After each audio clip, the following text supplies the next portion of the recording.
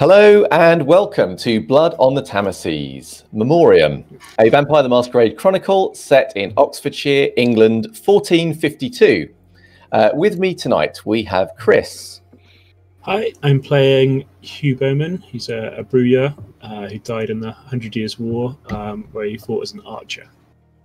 Thank you. And Izzy. I am playing Katrina Ostra, who is a gangrel also killed in the 100 Years' War. Thank you. And we have Len. Hi, I'm playing Bam, under a month-old gangrel fledgling who is just happy to be undead. And released from the cupboard, playing as a special guest SPC, we have Mitch. Hi, I'm going to be playing Thomas Delamore, but of course that is Sir Thomas Delamore to you. Absolutely. Which you would have heard about in Tamesis. Anyway. So just to say, if you've not watched the main chronicle, that is absolutely fine. The events here are being played as a one-shot. You don't need to know anything really about the main game. But if you have been watching the main chronicle, you may recognize some of the SPCs and get some insight into some of the events that are going on in the future. So as I mentioned, this is set in 1452. And although the chronicle tenets are pretty much the same as the main game, they are slightly different. So I'm just going to mention them here so you know the kind of things that they can do wrong and have horrible things befall their immortal souls. So the first one is serve not the beast, which is the same as the main chronicle. So essentially, if the characters take any kind of action where it is not them in control, but it is the beast that is influencing their actions, they can get stains. There is also bring no shame upon your blood. So this is not doing something bad. It is doing something and it being found out.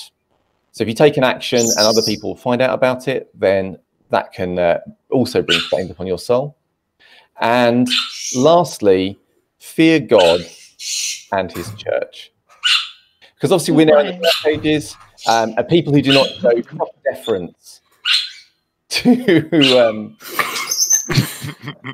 Maybe I should introduce our NPC for the night, my bird familiar Joey. If he's making a ruckus in the background, yeah, he's probably just playing.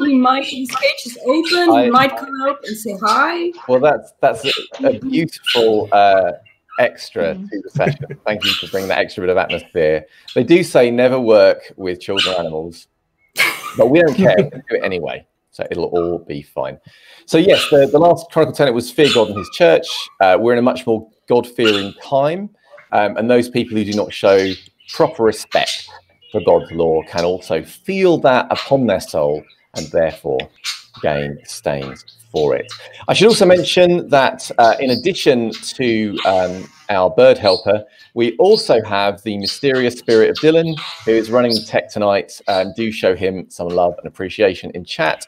And also, if you're watching live and you happen to see someone called Toasty Egos there, if you could also show him some love as well, as that is the favourite of all my children who is currently in chat.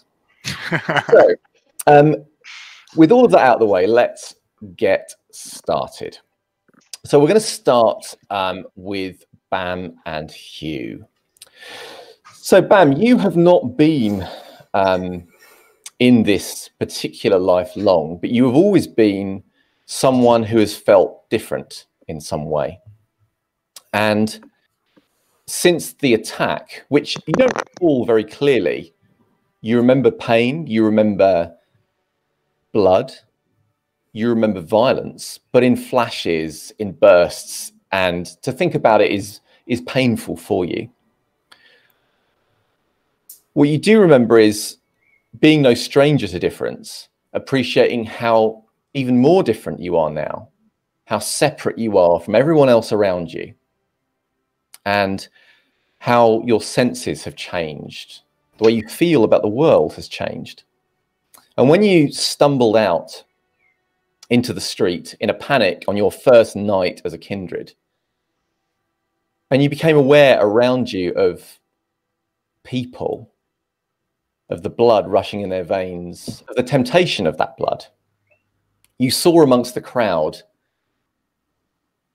an unlikely figure who did not feel different, despite his manner, despite the way he seemed to part the crowds with a fairly firm glare as he walked through them.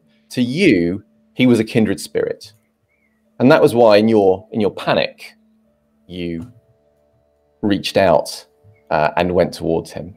Can we have a quick description of Bam at this time?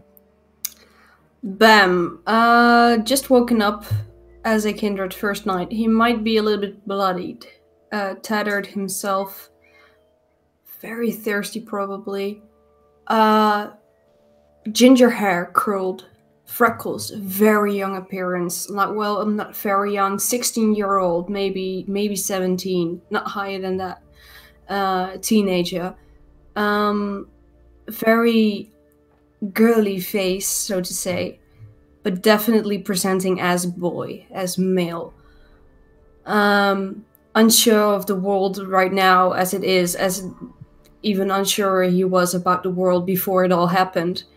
And probably looking very desperate for some kind of guidance right now of what just happened, traumatized with the night before, doesn't know where, who, or what, and just reaches out for the kindred spirit.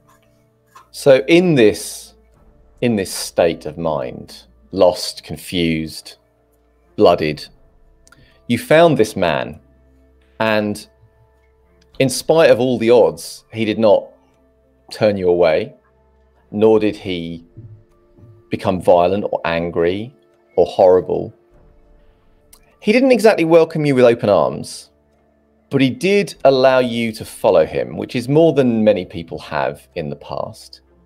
And so you have followed him for a few nights, which became a week, which became a few weeks. He's not a man of many words, but again, he hasn't pushed you away, and he has sometimes listened to yours. And his name is Hugh. Can we have a description of Hugh? Hugh is a man of average height. He looks to be perhaps about 30, which is getting on for a man in his profession. He is covered with scars of a professional soldier, as the heavily muscled left arm of a professional archer. Other than that, he looks fairly unremarkable. His clothes are solid soldier's clothes, battered leather.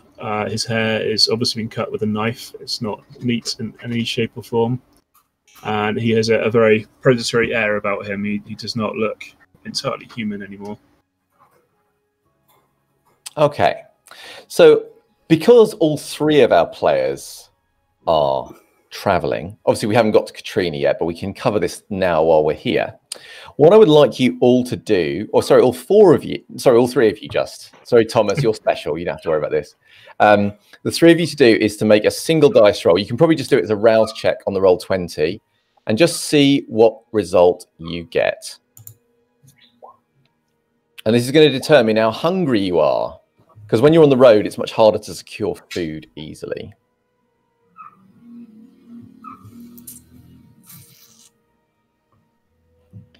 So, for the benefit of people who are taking this in via podcast, can you tell us what you got? I rolled a 3. So you, same here. So you both rolled 3. And what about you, Katrina? It says 1. A 1? You rolled a 6. Rolled a 6. Rolled a 6.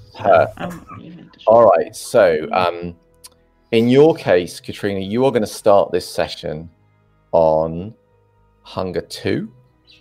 Mm-hmm. And the other two of you are going to start on Hunger 3.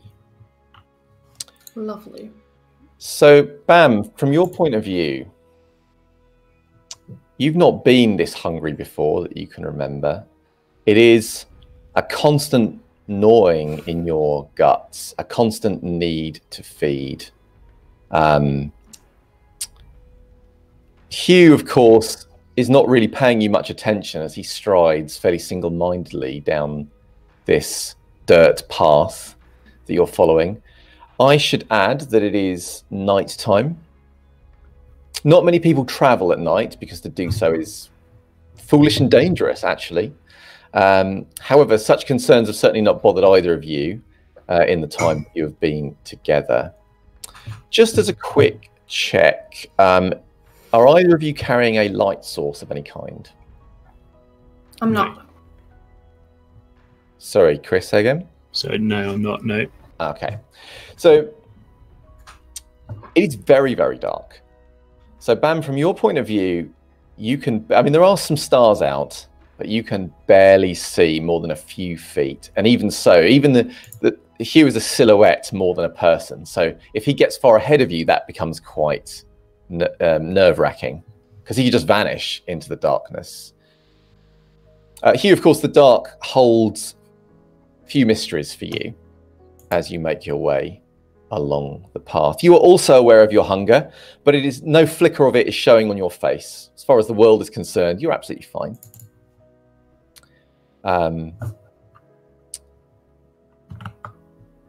Are you paying any attention to Bam, by the way, or are you just set on your goal? Only a little to make sure they don't get too far behind. But...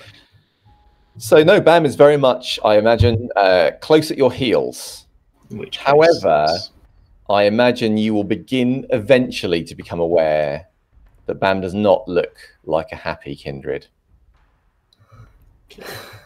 So I leave it to you as you make your way through the darkness together. I have this nagging in my head. It will not go away. Can we please take some time to feed anything at all? Please? Feed on what? It's the middle of the night here.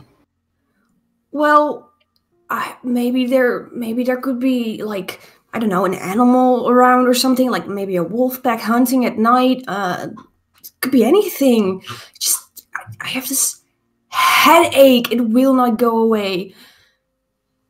If we see something, then you can eat it. Otherwise, we need to keep going. We need to make it south. Can I sense the beast to see if there's any animals around me? You certainly can. Yes. Do I need to roll anything, or is this just... I think in this case, no. So as you're making your way down the path, and I should say you are currently making your way towards Chalgrove, which is just south of Oxford, towards a place called Berentin Manor. Chalgrove does have a small settlement, which you will be passing nearby. But as you reach out your senses, Bam, you will become more acutely aware of Hugh being close by, and also aware of a sense of his hunger, actually. A sense that maybe he would also like to feed. Maybe he's just being stoic, you wonder. You will also become aware in the woods around you, there are other animals, there are things out there. Things you could call if you wish. You know that you have a certain affinity with animals at this time. What do you want to do?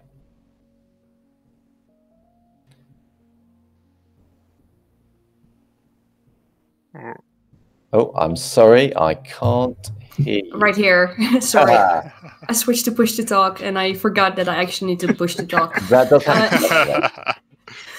I might actually... I have a specialty in birds.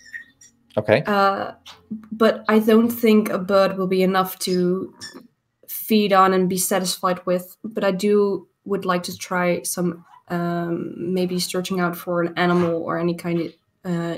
in the darkness as we pass along. Do you mean supernaturally or just keeping an eye out for tracks and... Supernaturally, I would like. Okay.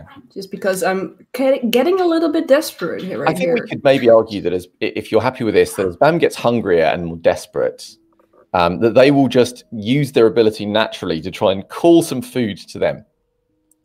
So if you could make a Feral Whispers check for me. This will make you rouse, of course. You'll have to rouse the blood to do this. It will happen either way.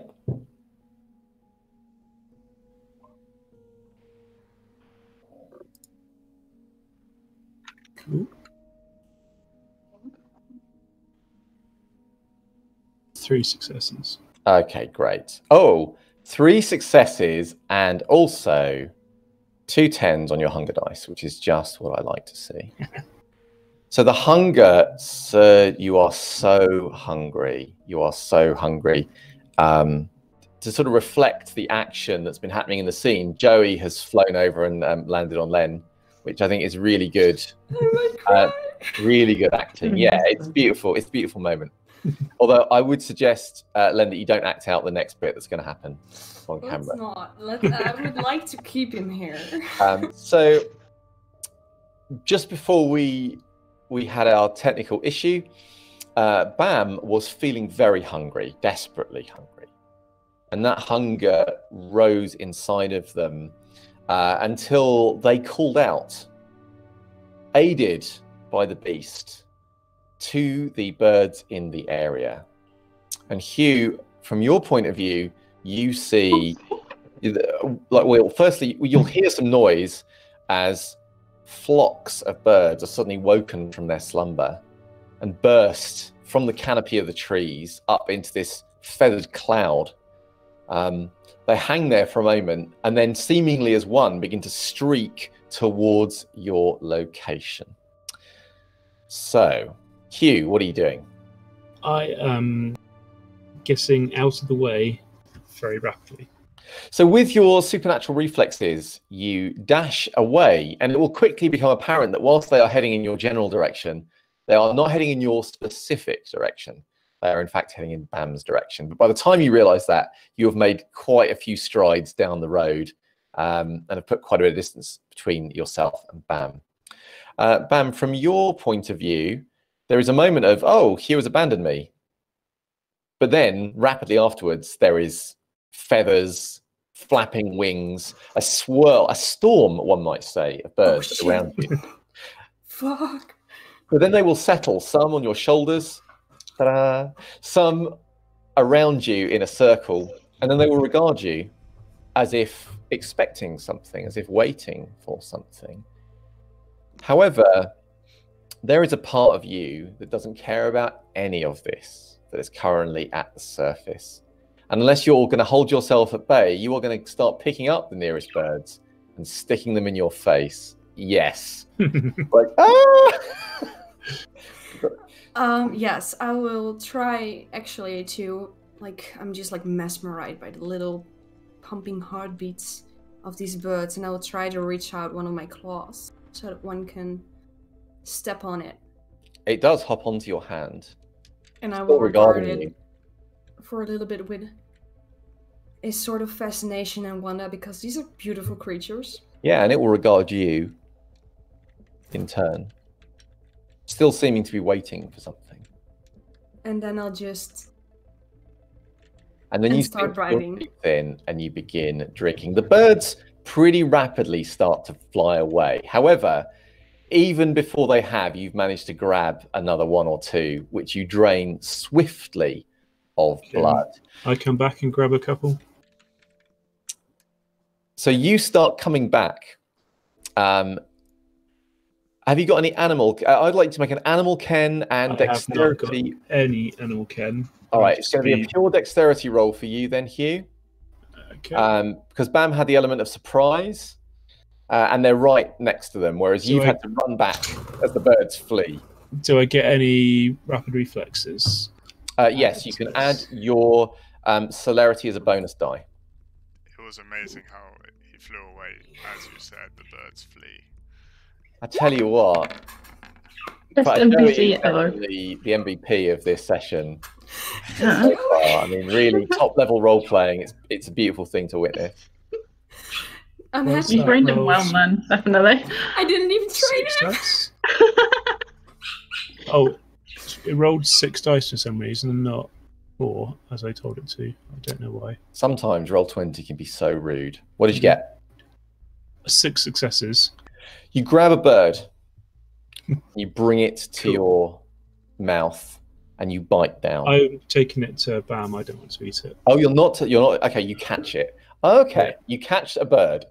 So, Bam, you're beginning to feel much better. That kind of red mist has left you. That desperate urge to feed has left you. The hunger has not gone utterly. It's never gone utterly for as long as you've been in this state, but it's now much, much more manageable. And you will be down to hunger 1 at this point. Score. As you are kind of coming back to yourself, wiping a few feathers from your mouth, Hugh will step back into your view. You'll see his silhouette. And he seems to be holding something in his hands, something that is twitching but unable to move. Just hold it out towards Bam. Here, another one. You should try it. You should try it. It's actually pretty good. They don't do anything for me. It's not the sort of thing I can eat. Well, I kind of already had my fill in the other ones, but I'll keep this one around as a friend, maybe for later. Yeah. Well, if you're willing to do me a favor, I could take some blood from you, and then you can take it back from the bird. I mean, is that a usual thing that happens? No, not usual, no. But it happens. Well then, okay. I didn't even know that was possible. I can show you. It won't hurt. I mean, sure, if you want to. Okay. I'm gonna bite into Bam's wrist. So Bam's extended their arm to you. You take it in both hands and you bite down. So Bam, from your point of view, there is a moment, very brief moment of pain as Hugh's teeth prick the flesh of your arm, but it's replaced rapidly with a feeling of heightened pleasure, a rush that is near overwhelming. And you find yourself lost in the beauty of the moment, which of course for you, Hugh, is perfect because now you can drink as much as you want without any kind of resistance. So you begin to drink and Bam's blood tastes good. It's not the best blood you've ever tasted, but it is nevertheless strong and it is vital and it is fresh. And there is something of Bam's nervous energy in the flavor as you drink it down. How long are you drinking, or how much are you intending to take? I'm going to take 2. So for a long time, you stand there in the dark. Bam, you don't have much sense of that time beyond it being a really good time. However, there gradually starts to become a rising sense in you that something isn't quite right. That hunger that was so recently sated begins to rise within you again. And as it does so, it's not that the feeling of pleasure goes away, but it's like something comes to match it inside you. A rising sense that something isn't quite right and that maybe you should be doing something that's getting kind of stronger and stronger as your hunger rises. Wait, hold up. Okay, I'm going to stop at 2. I don't want to take more. Yeah. When Hugh finally releases your arm, you feel just as hungry as you were before the birds. However, there is a bird sitting in your hands, looking up at you. It's just gone before I can even open my eyes. It's hard to know what the bird's last expression was because you certainly don't see it. The bird is not particularly large. Nevertheless, you seem to find its blood very sustaining and you will go back down to hunger 2. Thank you. And then I'll probably drop another one of the carcasses on the floor. You leave some dead birds in the road and you continue, assumedly, on your way. Sorry, Hugh, is there anything else you wanted to say? I was just going to say we should get going. So. Let's not do that too often. Only as often as we need to, yeah. I'll find you something else to eat. Thank you. One other thing, Bam, you will notice is when Hugh finished feeding, he seemed to do something to your wrist, something different from biting. And you see there are no puncture marks left in your skin. It's very clean, in fact. There's no blood around your wrist at all. Odd. Okay. So you continue through the dark towards Brenton Manor. One of you feeling much less hungry. One of you feeling slightly less hungry. Hugh, despite yourself, you feel an echo of that guilt every time you look in Bam's direction. If I see something else that Bam can eat, then I will hunt it or catch it or something. Depends what it is. What is your survival skill? My survival skill is 2, but I'm willing to activate Eyes of the Beast to give a look at things if I need to. Sure. So we shall say then at some point on the journey, you will see Hugh's eyes flashing red in the darkness, and he will spot out something, and I imagine you will shoot it, Yes. and then bring it back for Bam to eat. So Bam, you can also go back to hunger 1 as a result of this feed. All right, That's much better. let's move to Katrina. Now, Katrina, you've been traveling for quite a long time, and you've had a bit of a strange life, because though you are born in this time period and were born a woman, you've spent a lot of your time around battlefields, at first offering support, but then later fighting. And because women are not generally allowed to serve in the armies, you found other ways to serve, joining mercenary companies, getting trained on the road, and participating in many battles, and fighting both before your death and after it. However, in more recent times, mercenaries have become much less welcome in France, and you found yourself deciding it was time to find your sire once more. So you returned to Scotland to begin with, but you found the place in turmoil. There has been much treachery amongst the Scots in recent nights, and the Earl of Douglas, who you were seeking out, has been murdered in a most foul means that will echo through the years, and in time will give birth to one of the most powerful fictional weddings ever known. But for now, it is just a historical murder. And nevertheless, messages were left for you. Your sire has not abandoned you. He has, in fact, gone to a place in England, a place called Brenton Manor. And so, searching him out, you have begun your journey out of Scotland into England, travelling all the way down towards Oxfordshire. However, though you passed from death into unlife quite smoothly, there was one hiccup, and that is that somebody seems to have noticed that you should have stayed dead. And as such, on your travels, you have realized you're being followed. And try as you might to throw them off the scent, each time you travel again, you find them still trailing you, sometimes close, sometimes far away, but they are dogged in their pursuit of you. And by the time you come to Chalgrove, you are alone. This does not bother you particularly, and you certainly don't have much to fear on the road itself. But you are aware that there are others on the road behind you. You can see them by their torches. There are several, you think at least half a dozen. Are you using Eyes of the Beast, by the way, to travel at night, or are you carrying a light source? She would be using Eyes of the Beast. So something that you will notice is not only that they are carrying torches, but that at least some of them seem to move with some degree of training, as if not the whole group, but some of them remind you of some of the troops of soldiers you've seen in the past.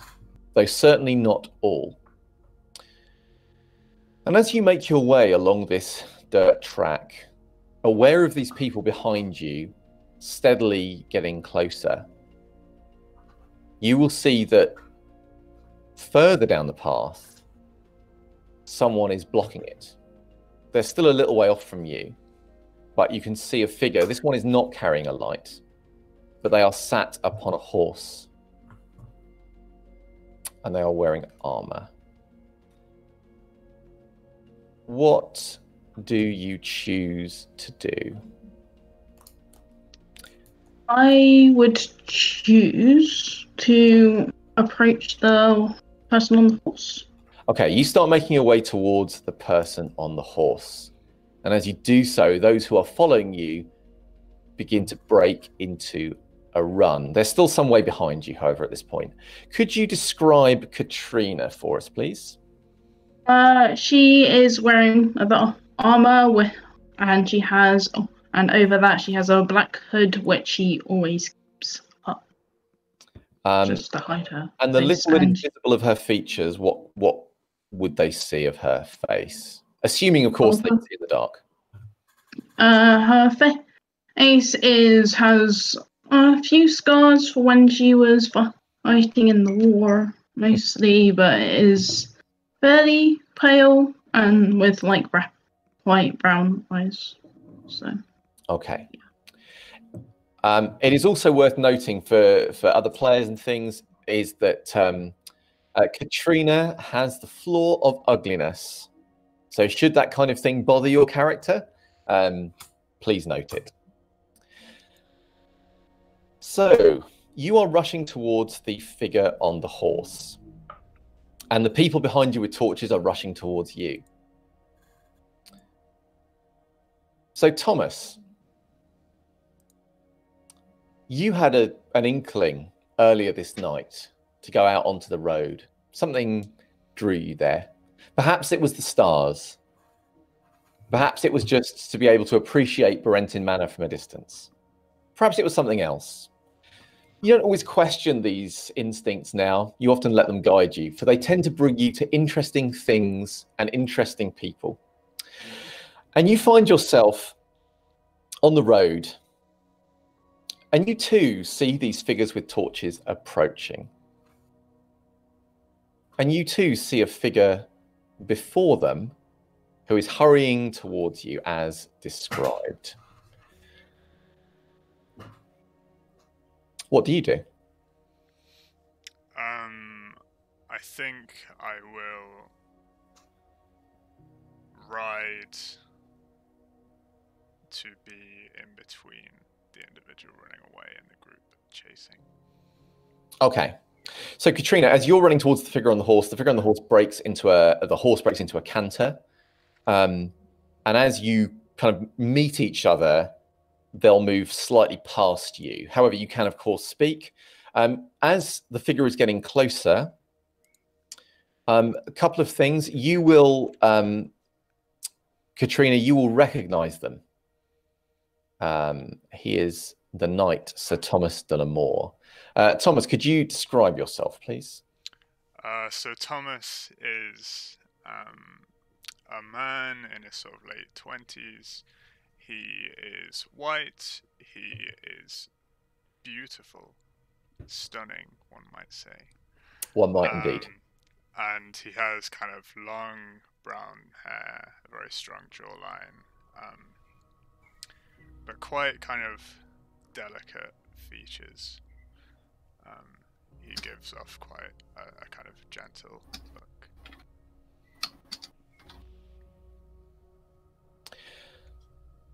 Couple of things for your note, Thomas. One is that you will become aware. So I assume, Katrina, you are not using Blush of Life this night.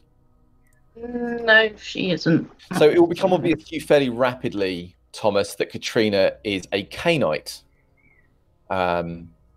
Because she is deathly pale and being pursued by people with torches, and as far as you can hear, has no heartbeat whatsoever.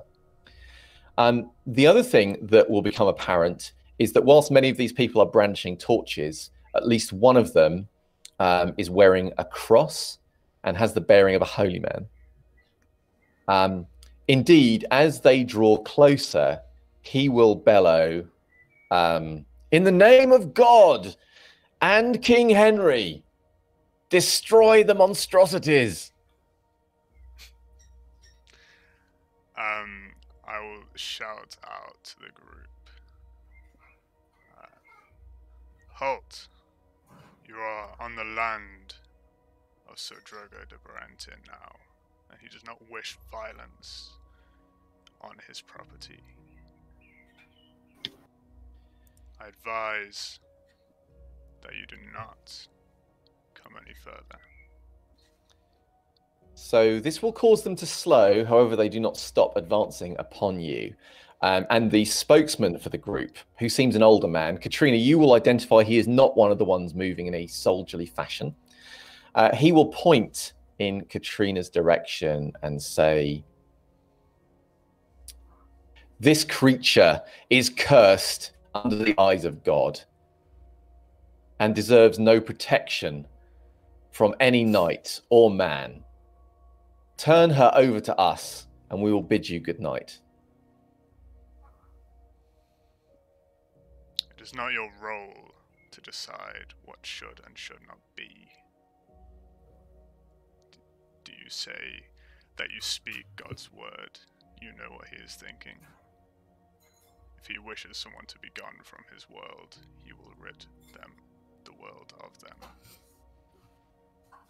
He says, we are his instruments, and we know God's law. But at this point, you're in social combat.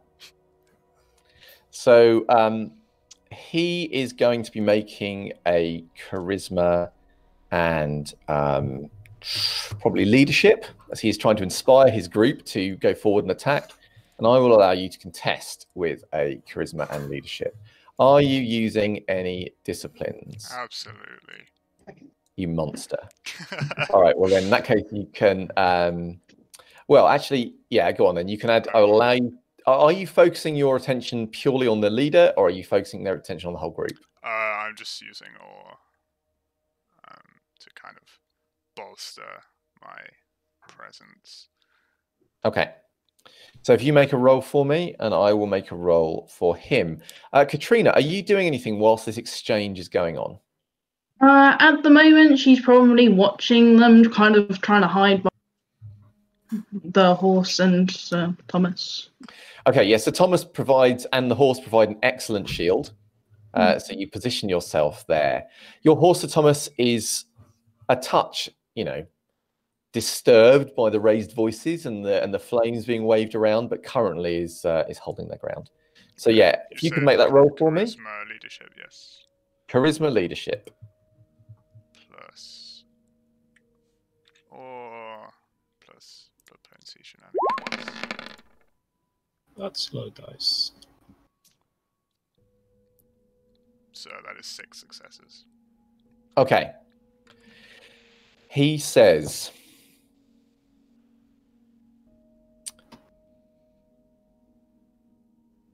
I'm sure Sir Drogo de Barentin will take the appropriate action. You will tell him that this monster is under his roof.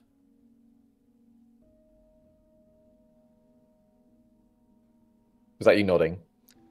I would say yes.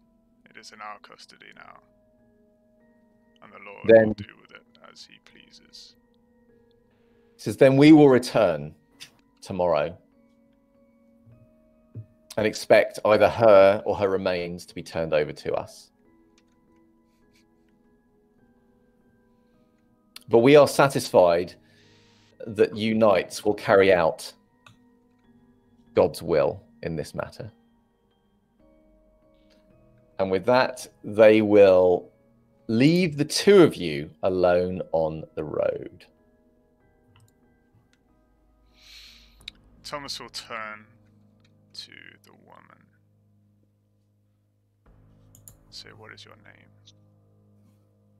My name is Katrina Ostra, and I am very grateful for you. State your purpose. I am just searching for my sire. I know his name to be Philip de Amber. Thomas kind of nods. Says, I know of him. He is not here, but you should come to the manor. It's not safe out here. I shall join you to this manor. Thomas will offer you a place on his horse. He will help you up if you... She will. Okay. She will get on the horse. Cool. So you get up onto the horse with Thomas, and he will ride you back towards the manor. Can I ask, Thomas, that you turn your volume up just slightly? Yep. Brilliant. Thank you. So, as this night hasn't come to an end, but as it draws later, you will all find yourself getting to the manor itself. And Berenton Manor is quite an impressive house. It is surrounded by a moat and has its own drawbridge to enable it to be quite defensible should it come to it. There is a fairly large kind of cleared area of ground around the manor itself. And then beyond that, there are woods almost as far as you can see in all directions. You will be, all of you, welcomed to the manor when you arrive. You'll be met by servants who will seem unsurprised at your appearance. And they will tell you that you are welcome here as guests of Sir Drogo de Berenton. And you'll be ushered into a large hallway. Katrina, of course, Thomas will take you with him to this place. Bam and Hugh, you will be led by servants to this place. What you will find, Bam, that sense of kinship, of finding someone that was like you in some way with Hugh, is also present in this room. Not in the same way as it is with Hugh. It's not, you felt an instant kind of connection with him. But nevertheless, you know deep down that these are also predators in the same way that you are a predator. You know, when you, and I should say this is a lit room. There are lamps that provide illumination. And they illuminate a room full of pale-skinned, many gaunt, in fact, figures. Many of whom, also I should say, look a little bit corpse-like in their demeanor. Perhaps you may find this disturbing. Perhaps you may not. That's up to you. Nevertheless, you will know that there is something about them that makes them like you. Okay, I will definitely place myself a little bit, like, definitely so I can still keep an eye on them and they can keep an eye on me, but I will be behind Hugh. So you're using Hugh as a shield? Definitely, and I will grasp onto the bottom of his tunic at the back just a little bit, because this does frighten me. This does frighten me. Yeah, I'm not entirely comfortable with this situation we're in right now. Nope, not at all. So both Hugh and Katrina, the thing that will strike you is that with the exception of Bam, nearly everybody here looks like someone who's had some kind of military or soldierly experience. Nearly everybody here seems to be armed. There seems to be people from a variety of backgrounds and also locations. You will pick out people that you think might have fought with the English, people who might have fought with the French.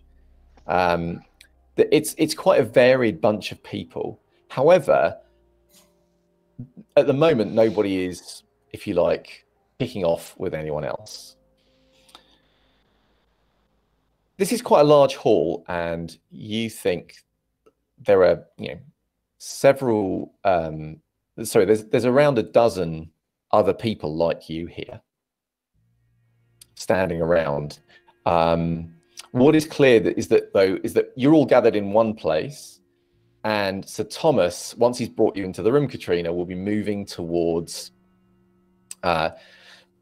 where the people who seem to be in charge have gathered. And the thing that will mark them out, of course, is they are not stained by days and days of travel on the road. Those of you who arrived, you stink. You stink of dirt and mud and travel. Some of you will stink of blood from your hunting. Whereas the 4 figures who are gathered look like they've put on fresh clothes.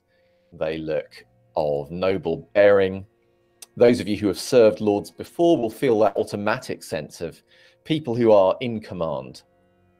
So one of them is Thomas himself, who's already been described.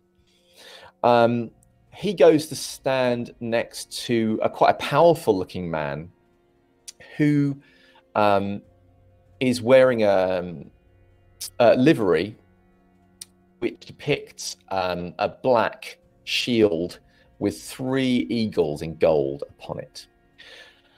He is wearing a hood that is pulled quite far forward. Nevertheless, you can tell he is hideous to regard. His eyes seem far too sunken in his face. His teeth seem too large for a human mouth. And the fangs that all of you can extend when you become hungry seem to be extended right now for him. And are protruding down. They seem, again, too big even for vampiric fangs, protruding over his bottom lip. You suspect that he once had beautiful, luxurious black hair, but actually that just makes what's happened even more tragic. For whilst there are still remnants of his beard and his hair, they have thinned. The hair that's left is just as beautiful as it ever was, but it's thin strands, the odd one here and there, and parts of a beard that, if you squint your eyes, you can imagine what the original thing looked like, but now is just some sad remnants of what was. He is positioning himself such that he is not particularly well lit by the lamps in the room. Standing with these 2 is another hideous figure. This one is wearing livery which seems quite pale, with 2 lions depicted on it. And he's quite a strong-looking man as well. He is not quite as hideous as the first I described. And I should just say, just for reference, the first person was, this will become clear very quickly, is Sir Drogo de Brenton. The second person I'm describing, some of you will know, those of you with certain knowledges, is Sir William Felton. He looks, the skin on his face looks like it is in the process of dying. And he has a few patches of hair, a little bit like someone had gone at him with a razor, but not done the job completely. So there are a few bits and bobs left. Despite his face and hands looking like a mess, he is nevertheless immaculately and very smartly presented. In both cases, it's quite hard to work out exactly how old these people would appear normally. There is a sort of timeless, decayed and horrific look about them. The fourth figure is a burly man. He's broad, he's powerful looking.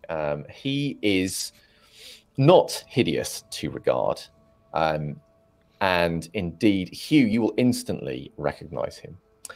He has a full beard and a thick moustache that stands kind of proud, almost as its separate entity around the beard.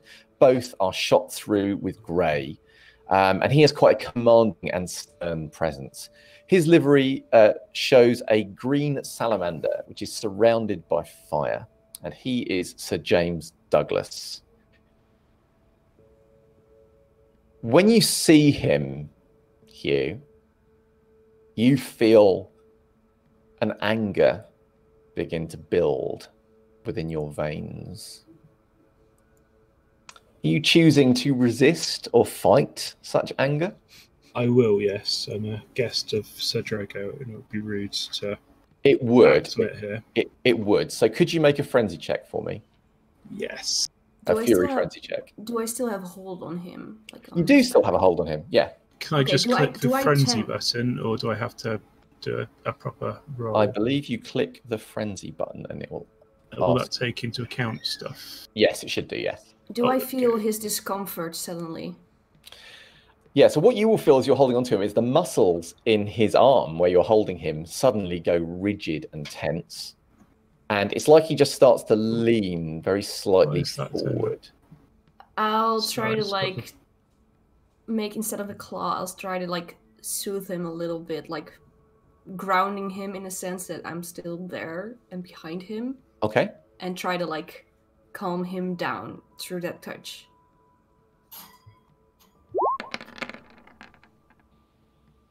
So it's a scary moment. I should say no one else seems to be doing this. I have got 2 successes. That is what you need. So for a moment, Hugh, all you can do is clench your fist at your side and hold the rage within you and stop it spilling out into the room. You feel the tips of your fingers tingle with a desire to rend and tear.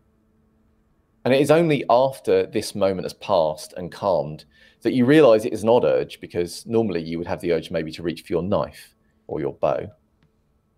But instead you had an urge to take him physically with your hands and tear out his throat. Nevertheless, you do none of these things. You simply stare hard in his direction. At some point in that staring, Sir James will notice you. And he will look in your direction. And then he will look away again. And there is a flicker of anger again when that happens. How dare he dismiss you? How dare he?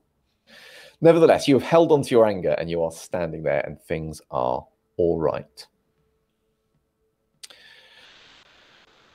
You feel, Bam, his muscles begin to relax beneath your fingers. And Hugh, you will gradually become aware that Bam is kind of trying to keep you calm and grounded in a very quiet way at your elbow. Stay quiet. Be polite here. Aye, aye. Katrina, are you doing anything I should be aware of at this point, or are you simply waiting for... You can see it looks like someone's about to speak, but I just want to check in with you. Yeah, she'll probably not say anything and wait for her to be told first. So the other thing that will become apparent to you, Katrina, is that you are the only woman here, as far as you can see. Mm-hmm. Nearly everyone else here seems to be sort of soldierly men. You're not, you're very used to this environment, of course, but it's just something that strikes you. There is kind of a odd grumbles of conversation, and a lot of the people here seem to be strangers to each other, but not everyone. Some people are kind of asking a few questions, looking around. Drogo will look at you, Thomas, and he says, "Gather them for me, Thomas." Thomas will turn to the room. He will say, "If I could have everyone's attention, Drogo would like to speak now." And people do listen. Thomas's voice is pleasant on the ear, but also commanding. And you find yourselves naturally kind of turning in the direction of the four gathered.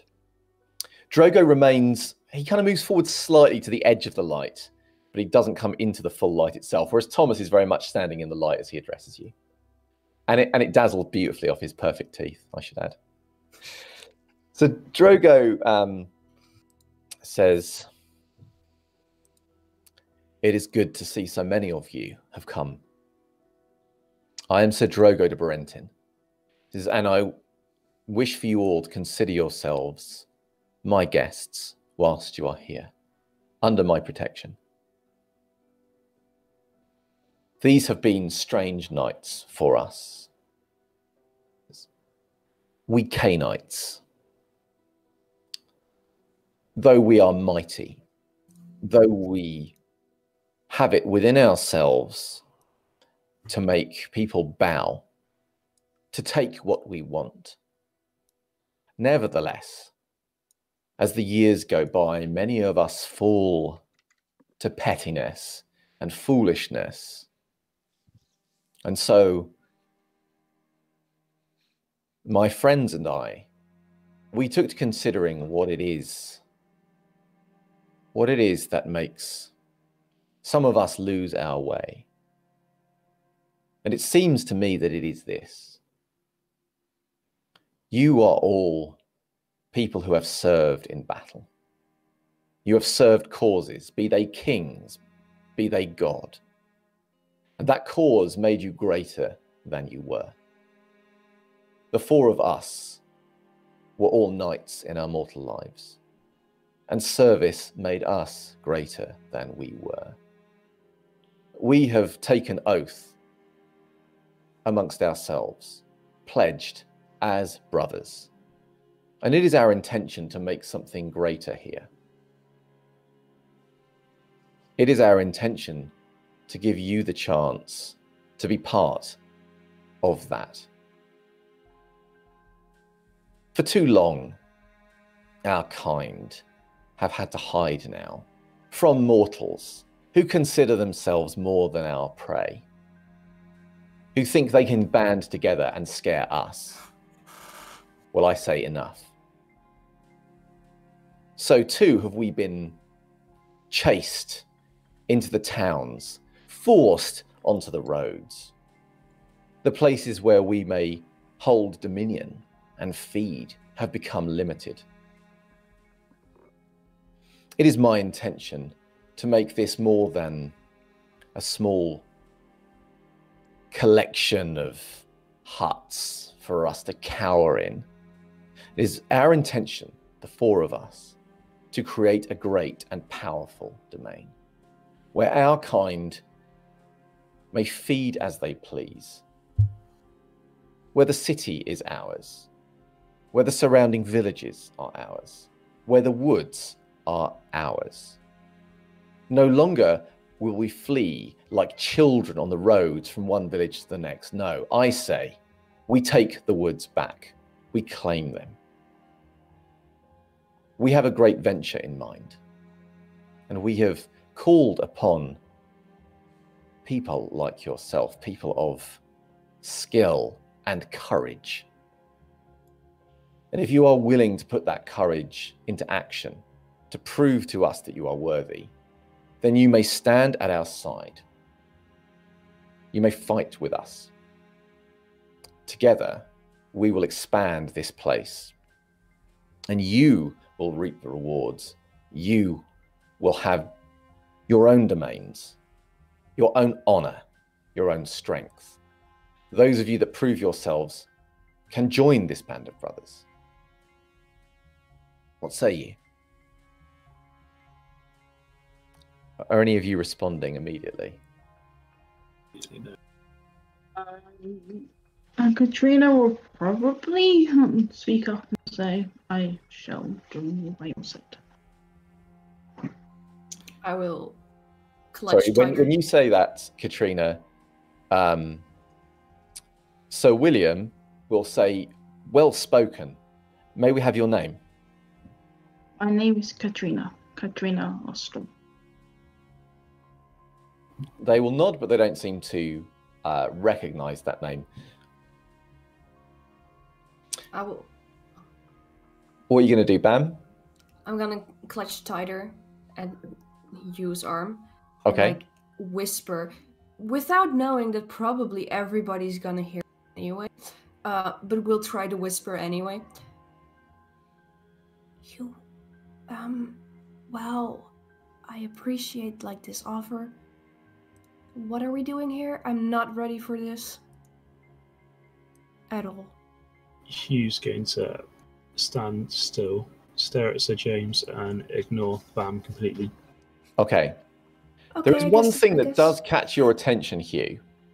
When Katrina speaks, and your eyes briefly flick to the sound of the voice,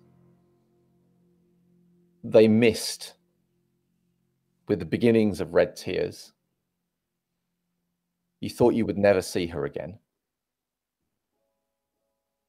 And then, no, You don't know this woman. You don't know this woman. But in your dead heart, you know that she is a good person, and you know that you can trust her. And you feel also a sense that perhaps you should protect her too. A man raises his hand and says, Sir Drogo, normally when making negotiations like this, we discuss the coin first and the action after. Drogo pulls his hood slightly further down his face and glances sidelong towards Thomas. Says, deal with this one, Thomas. Thomas kind of steps forwards and he says, what is your name? John Archer. Well, John Archer, what I would say to you is that this is not a matter of coin. This is a matter of creating something greater, something that can be ours, something that will always be ours, not simply pass through your hand to another like a coin.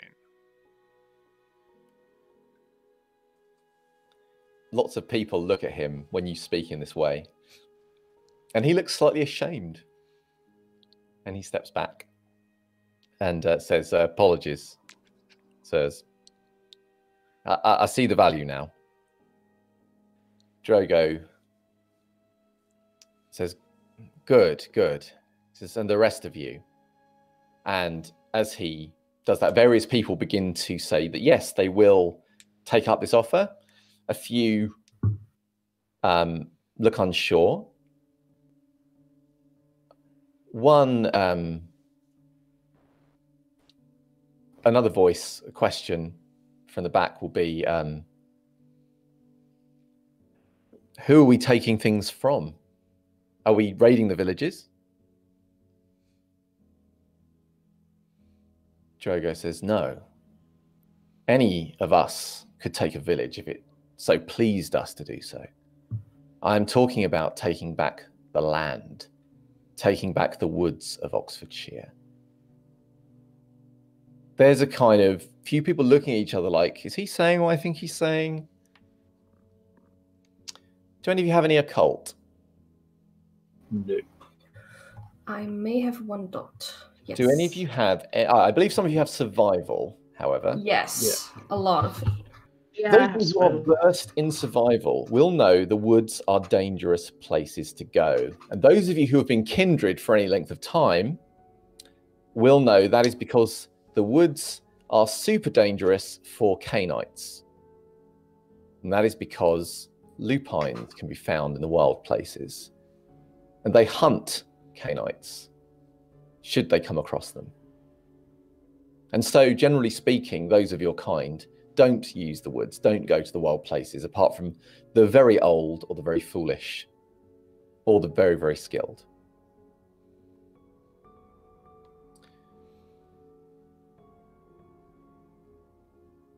And Sir James will say, aye, you have the right of it. We will be taking on the lycanthropes, sending them a message. It is time for us to show our dominance. What in the who now? Hugh, what is this? Hugh's going to ignore Bam. When everyone else has finished asking questions, then he'll take a step forward. Sure.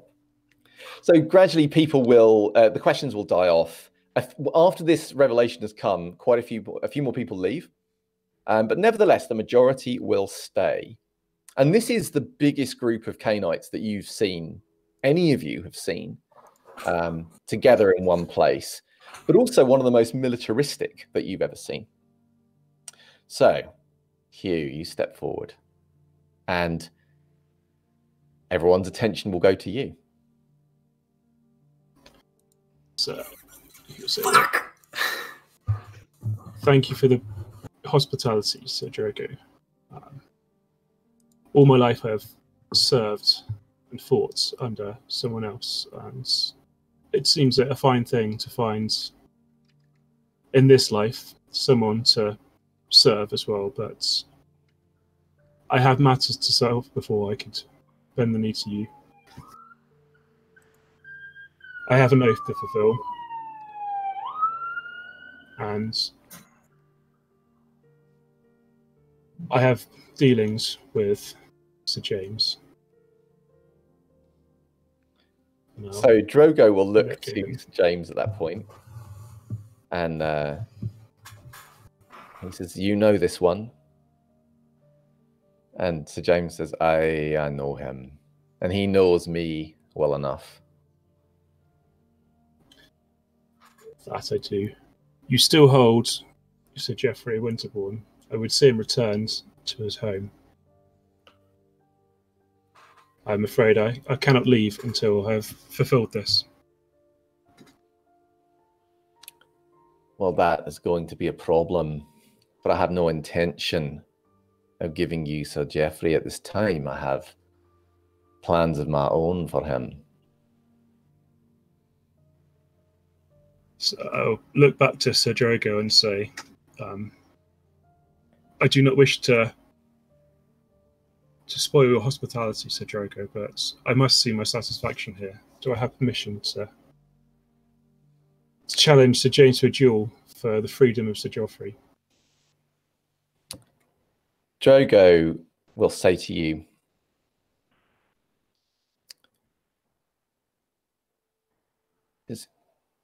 duels may be fought to reach satisfactory conclusions, to solve arguments, but only between equals.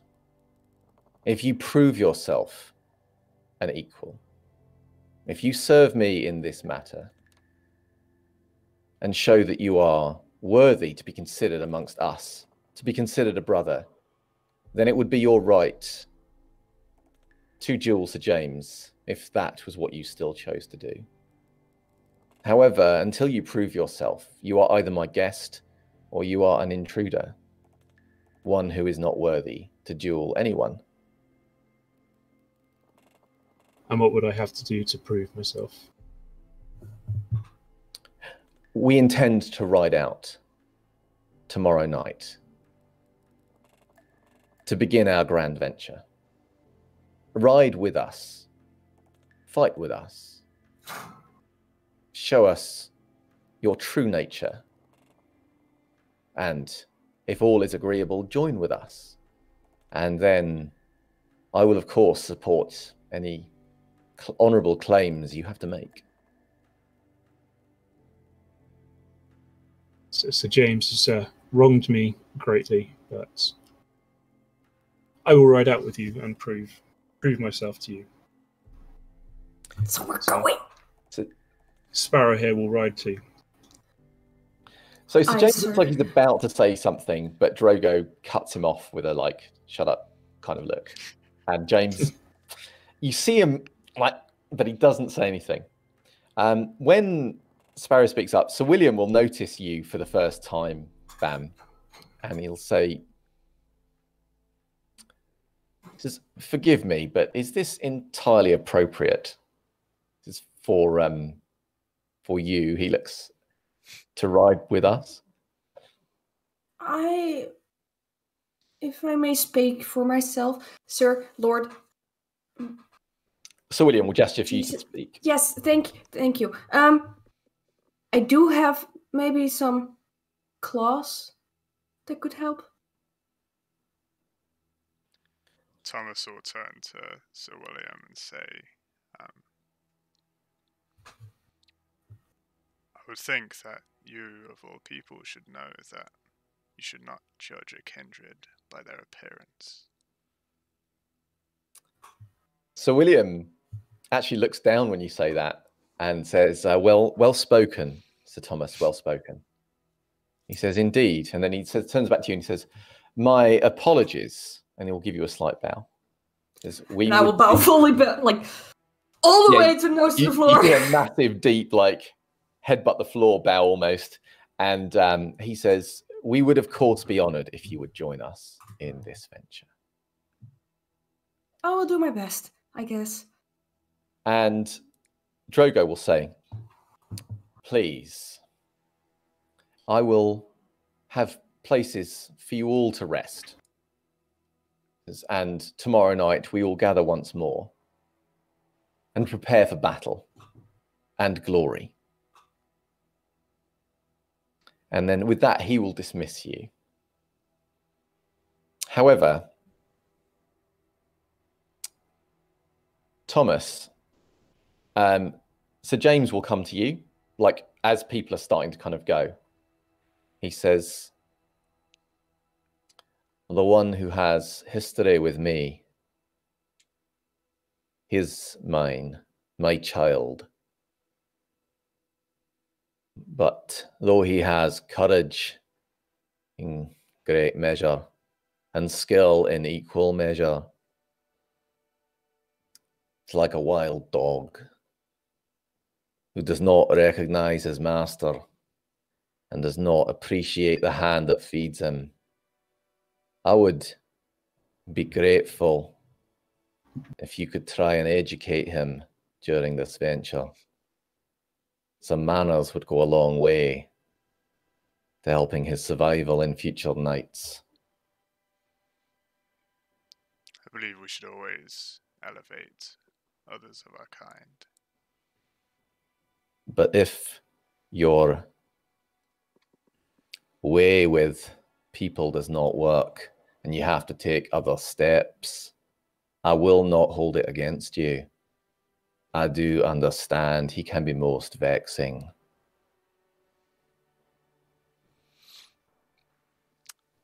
I think Thomas seems a little insulted that he would suggest that I would even do something like that. And will not dignify him with a response. But has clearly listened. Yeah. And then he will leave you to it. So as you all seek a place to rest for the night, I think that is a good place for us to take a break. Yep. So yes, obviously, I should say another shout out for our tech ghouls who've had to deal with above and beyond issues tonight. Thank you very much for all your hard work. And also honorary tech ghoul Carlos, who had to be brought in at the last moment. We should also give a special shout out again to Joey, who's done some excellent role playing in the session. That was just glorious. Like, I'm done with this game. But you know, for a while it was a beautiful thing. It was the perfect timing, and I couldn't be more happy. I'd also like to do a quick shout out to Alice, who did the artwork for the characters for this session. Thank you very much. That was great. They're amazing. And you've made our players very, very happy, which is always a good thing to do. So, do we have any questions? Hello, hello. Ooh. The spirit of Carl. Oh, speaks. I don't know what's going on. Oh, someone dropped. Dropped. Okay, it doesn't matter. So, well, first, a few comments first. People have been having a few comments for those in the stream. Don't go out in the street. It's not the time to go out in the street. Stay in lockdown. No, it's not the time to go out in the street. Okay, so going back to where we were. So Manuk was wishing everybody a good day. So she was just being wholesome and lovely. Love you. Everyone says, Mitch, get your volume up. I've Because done it. and again, it bears repeating. We want even more. Mitch is now hosting as well louder. as playing, so it can be It a is little now up as high as it can go. excellent. Now I can hear you better. There is one question from Phil. What inspired you to create your characters and choose their clans? If I could answer first. Yeah. Because he already existed, so... Easy. You came up with like the simplest answer, Mitch. You want to go? You want to go? So how Alan? about we go Len, you next. Okay. Well, I wanted to play a nervous character who was very young and didn't know shit about the world yet. And while talking, I didn't really have a specific clan in mind. I was looking maybe at 2 options, and Peter and I agreed on, well, maybe Gangrel fits the best for this little baby boy. So we chose Gangrel. Okay, so did you catch the question, Chris? I did not know, so I just got back. So it was about just why you created the character you created. Izzy, let's go to you next. Well, I did a little bit of research beforehand and saw it. So I was going to originally do an assassin, but I did to change that and do a mercenary, which kind of made it so. And obviously, I did a bit of background checks on like the wars and what kind of would help that kind of character. So yeah, and obviously, I didn't really decide the characters because I haven't played the system before. So I did have a bit of help from Phil and P to decide it. So it's good. Yes, well, we all like to be very helpful around here, especially Phil. So how about you, Chris? I originally had a concept for a Nosferatu because I played Bruges last time. I thought of an archer, and archers tend to have overdeveloped left arms, and I thought of really emphasising that for a Nosferatu.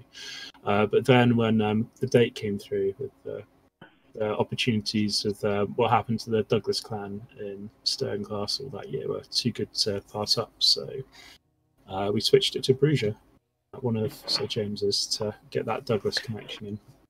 Yes. So yeah. And you certainly have the Douglas connection. Not quite as much connected as we're going to be, I'm sure. Cool. All right. And any other questions for us? Yes, we do. We have another question coming from El Gran Pedro. His question for the players is, what are the key characteristics that represent their characters? I think we sort of slightly touch on Hugh's being an archer, but any key characteristics that you can think of your characters and how they represent them? So key characteristics of characters and how you're representing them. If you have any ideas about that, let's start with Mitch. So I guess I sort of thought of Thomas as like this whole thing about him being the heart of Oxfordshire and what that meant, and kind of trying to make this kind of idealistic leader that can, just presence anyone into the ground with his wonderful ideas. And that's sort of mainly him kind of thinking about a knight, but more about the kind of like leader etiquette, like well educated, that kind of side of things, rather than I'm really good at swinging swords, which he's also quite good at. Okay. What about you, Izzy? Well, mine's mostly confident, yeah, and also with the etiquette kind of leading off the fact that she's a mercenary and knowing how to fight in wars, which I felt was good with that as well. So, but mostly my confidence and etiquette, and also her being able to fight in a war, kind of needing from that kind of the main thing that she knows how to use sword and for fighting. So. I always think it's quite fun being a kind of female mercenary in 1452. Is just kind of a good fun thing to be. Yeah. So how about you, Chris? So what was the question again? It's about key characteristics of your character and how you kind of wanted to bring them to life. So one of them is obviously the archer. We haven't really hit that yet, but hopefully this hunt will get some good things. And some of the other ones, I think I don't want to spoil. Oh no spoilers. Half, so I'm gonna leave that there. All right, so let's move on to another question. We have a couple more. So Elthanes wants to know, what's your favorite discipline power? What's our favorite discipline power? Yeah. In general? Yeah, I in think general. in general. It sounds like you have returned, Len. So Just with sound, I'm taking a bit of a break, grabbing some snacks, but I'll be okay. back upstairs in a moment. Okay. So while you're coming back upstairs, let's start with Mitch again. Favorite discipline power. I mean, And we could spend a whole stream talking about you it. could spend a whole stream talking about this. I think Celerity 5, you're faster than the storyteller, has to be Yeah. Yeah, it is has wonderful. to be up there. I do kind of like once you get to high potence and soaring leap, just being, like being able to leap 10 stories in the air and things like that is also pretty fun. What about you, Izzy? Yeah, definitely I'm leading off Mitch's with being able to leap quite leap Leaping is stories good. high. Yeah, that's probably my favorite because you can go, how many? Okay. Chris? Ooh, I don't know. I think possibly some of the high level or the Auspex or presence powers actually are really interesting. I haven't really played anything above sort of level 3, so I'm not totally sure how they play out. But yeah, they all look. Yeah, when you get into telepathy and all this sort of stuff, just seems a lot of potential there for a lot of fun things. So I'm not sure if Len is kind of able to answer in the current snack stage. I am. In that case, go for it.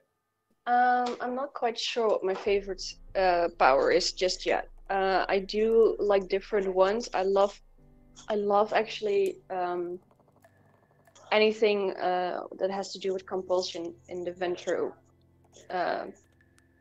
thing. But I'll have to figure out. I'll have to play a little bit more of VTM for me to actually decide oh shit, I fucking love that power. But for now, it's pretty much the compulsion, discipline stuff that Ventro compulsions are awesome for sure. Yeah, it's amazing. They're basically Mitch mesmerized with all of those things. Mitch has taken my favorite choice already, but I'm gonna use a different one, which is Lingering Kiss, because it's so ruinous.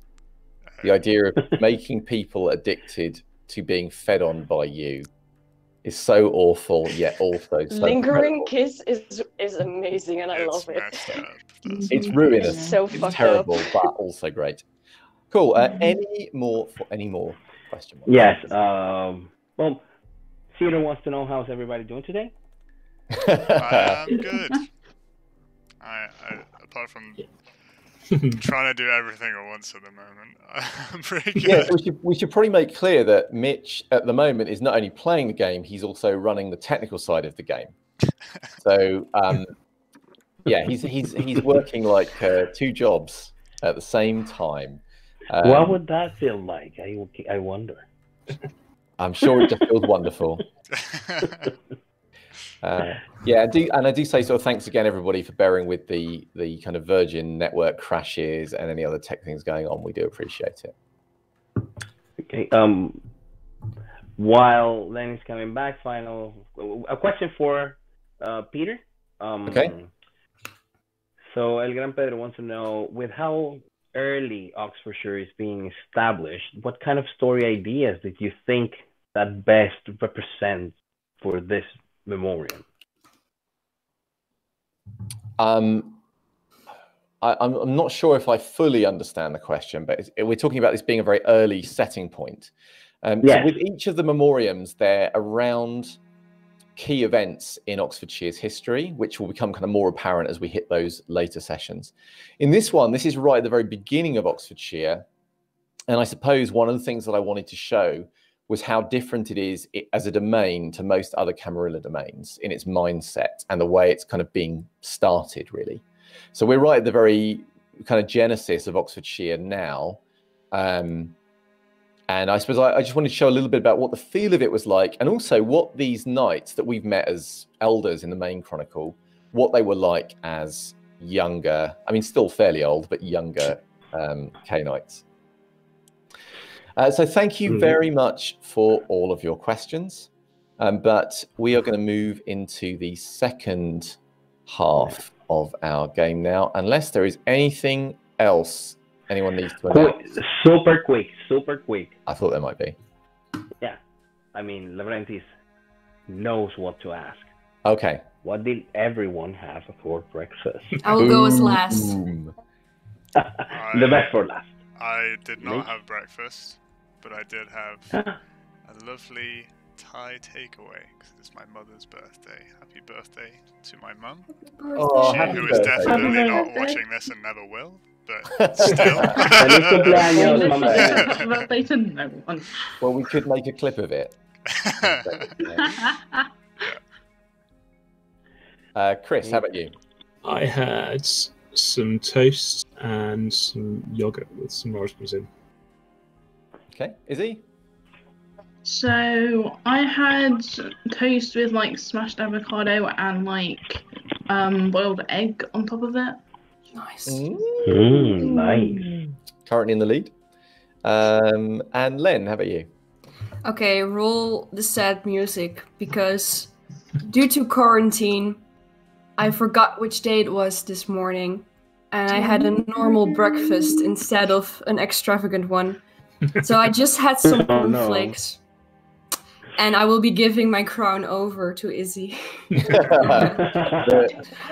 She can take the throne on this one. I'm so I sorry take to the disappoint. throne, like- highly prized Yeah. breakfast crown. Yeah. Next If it makes you time, I feel promise. Better, And if it makes you feel better, Len, I had breakfast at breakfast time, and it was breakfast food. So I hope Yes, that we are makes you so happy. proud of you. We were talking, if you didn't And have that's it. breakfast, we were Oh, gonna thank yell at you. you again. yeah, No yelling. No yelling. On stream. On stream. yeah, live on Like the we didn't internet. manage to do last week, so So as a community, we're all getting together to help Carlos eat breakfast. I think it's a very Yay. important goal. Yeah. Proud of you. Well, I think that's it from us. You're all awesome. It's a sentiment across the board, and from Phil and myself, thank you for doing this. And back to you, Peter. Cool. Thank you very much, Carlos. So you're all in Brenton Manor, and you're all finding places to sleep. It's not like there is a room for everyone. There are rooms which have had places kind of set out for you to sleep, which will be protected from the sunlight. However, most of you are used to having to effectively sleep in kind of spaces with others. It does feel different, though, now that you are undead, because there is a sense of being vulnerable, of course, when you sleep and not wanting to be that close to others. Hugh and Bam, this doesn't apply to you two directly, but it will apply to strangers and people that you don't know so well. Are any of you intending to fight for a room or a space of your own, to request one, or are you just going to lump it and stay with a bunch of randos? I More than think definitely we will will. stay with a bunch of randos. Okay. We will, not ask for a special treatment, but we'll just make sure no one's too close to us. Yeah, we'll Okay. probably huddle together somewhere in a corner, maybe try to claim something there. Yeah, so one of the rooms, which doesn't have too many people in, you will find a corner and huddle together. I am sure as well that Hugh has quite a good don't get too close stare, which he will employ to keep people back. Of course, Thomas, you have your own room, so this is all fine. Of course. And Katrina, you just stoically deal with the situation. Not a problem. So you will fall into deep sleep. Kind of the non-sleep of the undead, the dreamless void. And the next night will come, whereupon, as the blood begins to move, to animate your corpses and bring them into action, you will have to rouse the blood to see if this causes you to become hungrier or not.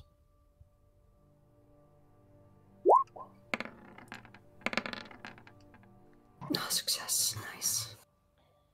So success means that you remain at your current hunger level. Should only be one die being rolled each time, yeah. No. Hungry Hugh. Very hungry. Yeah, and not so hungry Thomas. Thomas, but not quite. That's hungry. And not very hungry Katrina. Mm-hmm. So, you rouse the blood, and slowly it moves through your body, and you find yourself able to flex stiffened limbs once more and gather yourself for the action of the night. And as a group again, you will be gathered together, and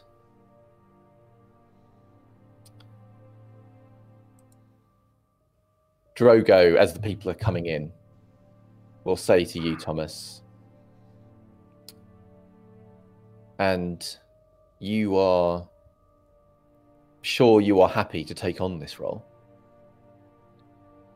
Of course. Well, I cannot say I am surprised, old friend. And have you decided who you intend to take with you?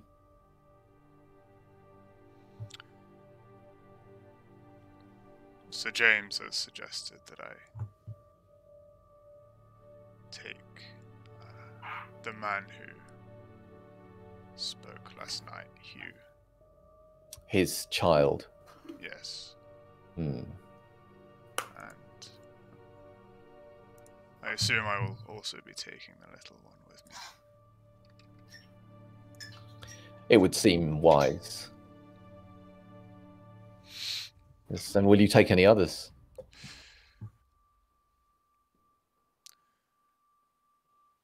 I think Katrina has value to share. I'm not familiar with her. The You woman. know her? She Yes, is I thought. the child of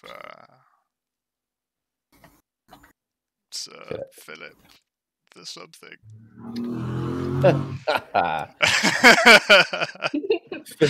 Philip de Ramirez. That's the one. Drogo will nod at that. He says, yes.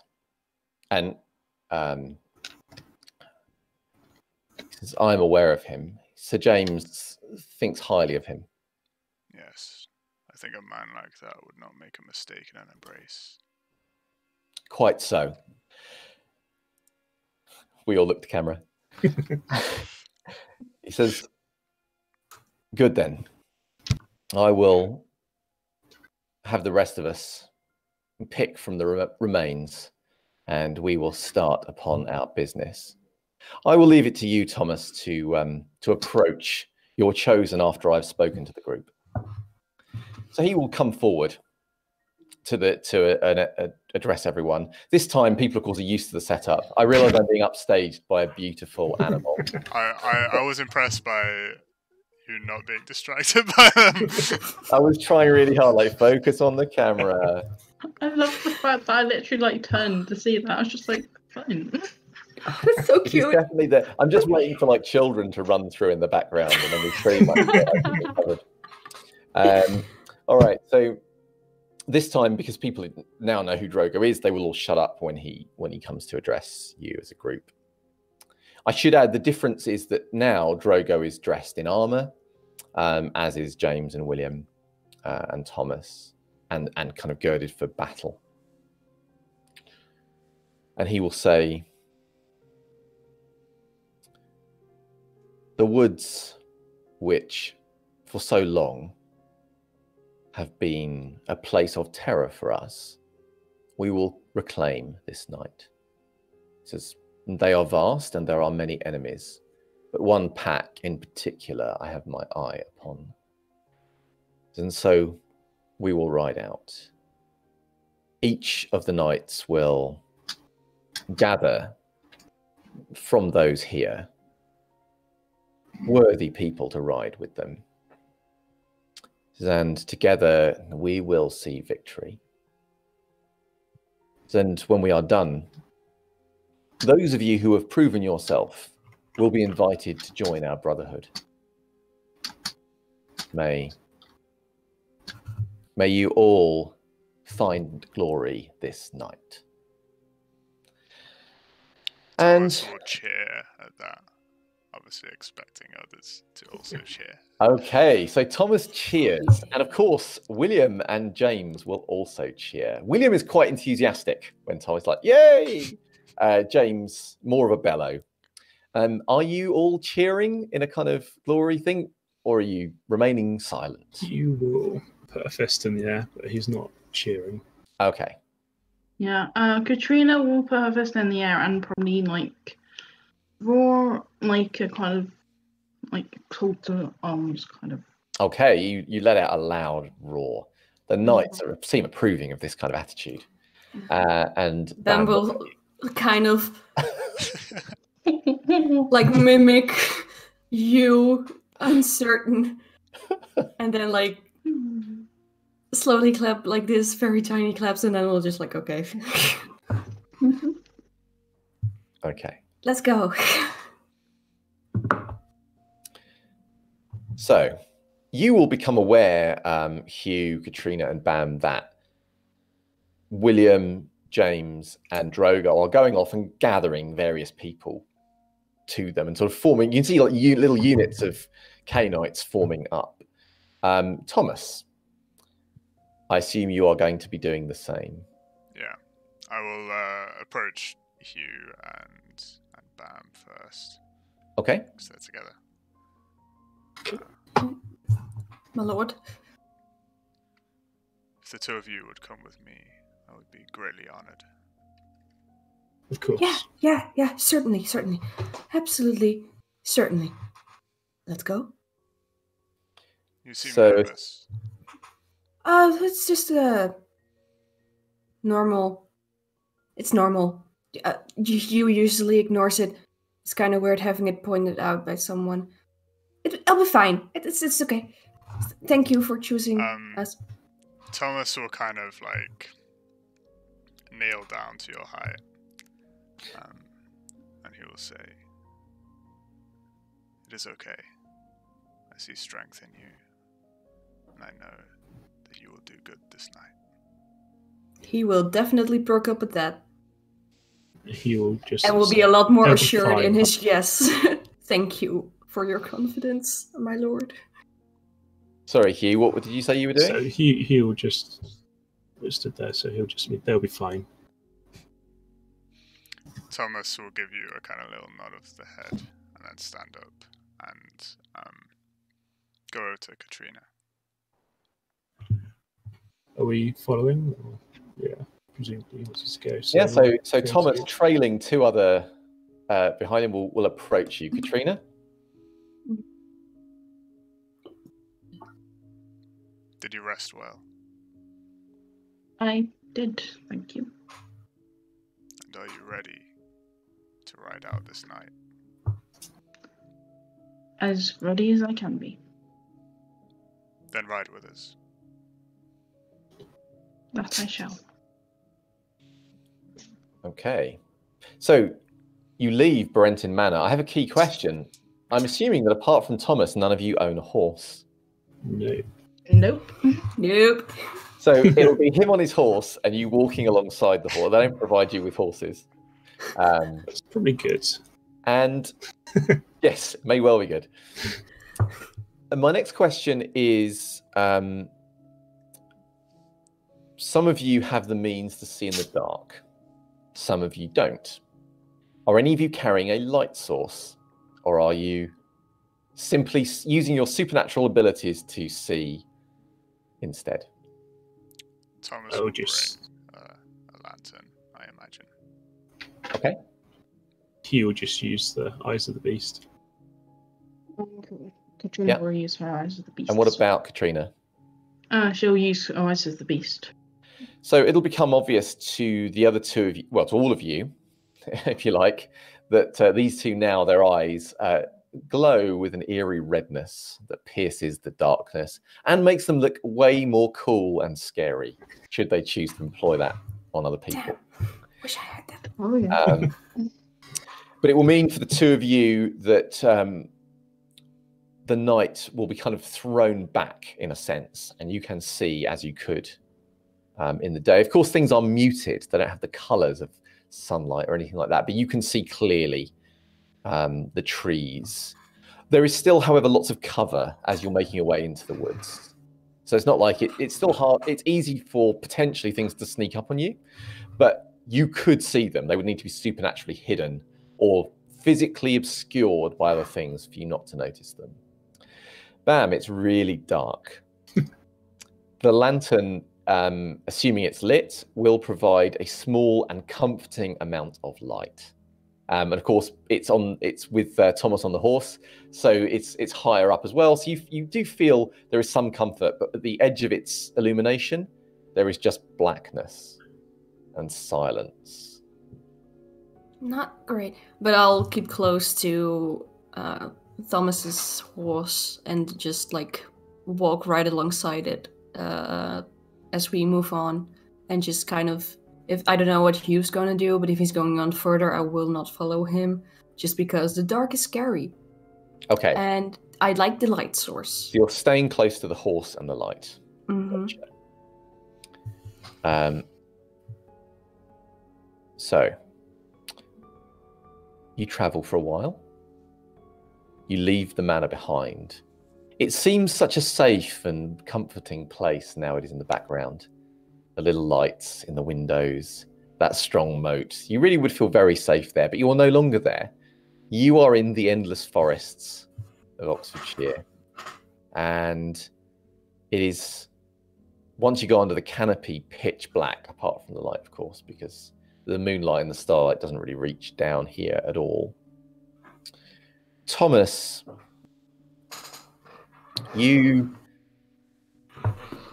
senses shift, and for a moment, it looks as if the path you're walking on has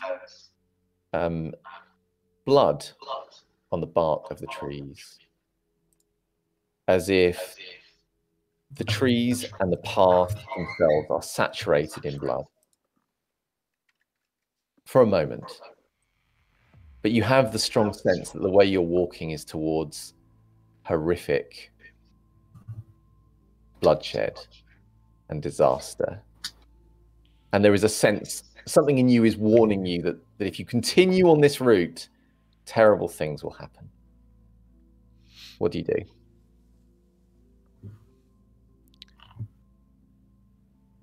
Be vigilant. Our enemies are sly and strong. They won't hesitate to attack. Attack to kill. I would like to activate Sense of the Beast as we're continuing our walk. Certainly. Could you make a Sense of the Beast check for me? Definitely. While that's going on, are any of you saying anything to each other, or are you making any other preparations I should be aware of? Hugh will just have his bow ready. Okay. Those are 3 successes. Okay, I'll come back to you in a second. Bam. So Hugh has brought out his bow. Katrina, where are you in relation to things? Are you like alongside the horse, in front of the horse, behind the horse? Where are you? You'd be alongside the horse, definitely. So you're walking alongside Sir Thomas. Do you have any weapons out or any other disciplines beyond Eyes of the Beast active I should be aware of? She'll have a sword out, but apart from that, no. Okay. And Hugh, where are you positioning yourself? Be alongside Sir Thomas, on the same side as Bam, not too far away. Okay, so Thomas, you've got Katrina on one side, you've got Hugh and Bam on the other. Okay. So Bam, you are attuning your senses. You said you've got how many successes? 3. 3. So you become acutely aware of the undead very close by you, the ones that you expect and that you know. And you become vaguely aware of the creatures of the forest. But as you've been traveling deeper and deeper, you start to become aware of something else. Something also that does not feel usual or natural to you exactly, that feels bestial in the same way that those around you feel bestial but different. This is less a sense of hunger and more a sense of anger, a kind of elemental anger that is seeming to build. and you have a sense of where it is in relation to you, and you definitely have a sense that it means you harm. It is seething with rage, and all of that rage is sent in your general direction. Do I know how many? At the moment, you only can sense one thing approaching. Okay. But you do have the sense that there is more out there, but it's kind of on the edge of your senses. They're further away. That something is coming, and it is coming for you. It is like a primal force of anger. And as your senses tune in, and you're kind of getting this building sense, and it also creates unease in you, of course. Every time you focus on it, you realize it's significantly closer, and closer again, and closer. Direction, I'll point at the direction where it's coming from. Right there, I'll mutter and like, something's coming. I don't know. Anger, rage, filled. Right there. And I'll speak it out loud at the group. Okay. I'll draw my bow, point it in the general direction, and say, "Get behind me, Sparrow." And I will instantly, without even questioning, step out of the light into his. Okay, so you step into cover behind Hugh. What about Thomas and Katrina? What are you doing? Immediately that you hear that. I should say, Thomas, you have very keen senses. And the thing that strikes you is that Bam is pointing in this direction. Sparrow is pointing in this direction, as you've heard it. You hear nothing. Nothing at all. No disturbance of the leaves. In fact, the only thing you hear, now you really focus, is a few animals scattering as if disturbed by something. But of whatever the thing itself is, nothing. No sound. No sense. Okay.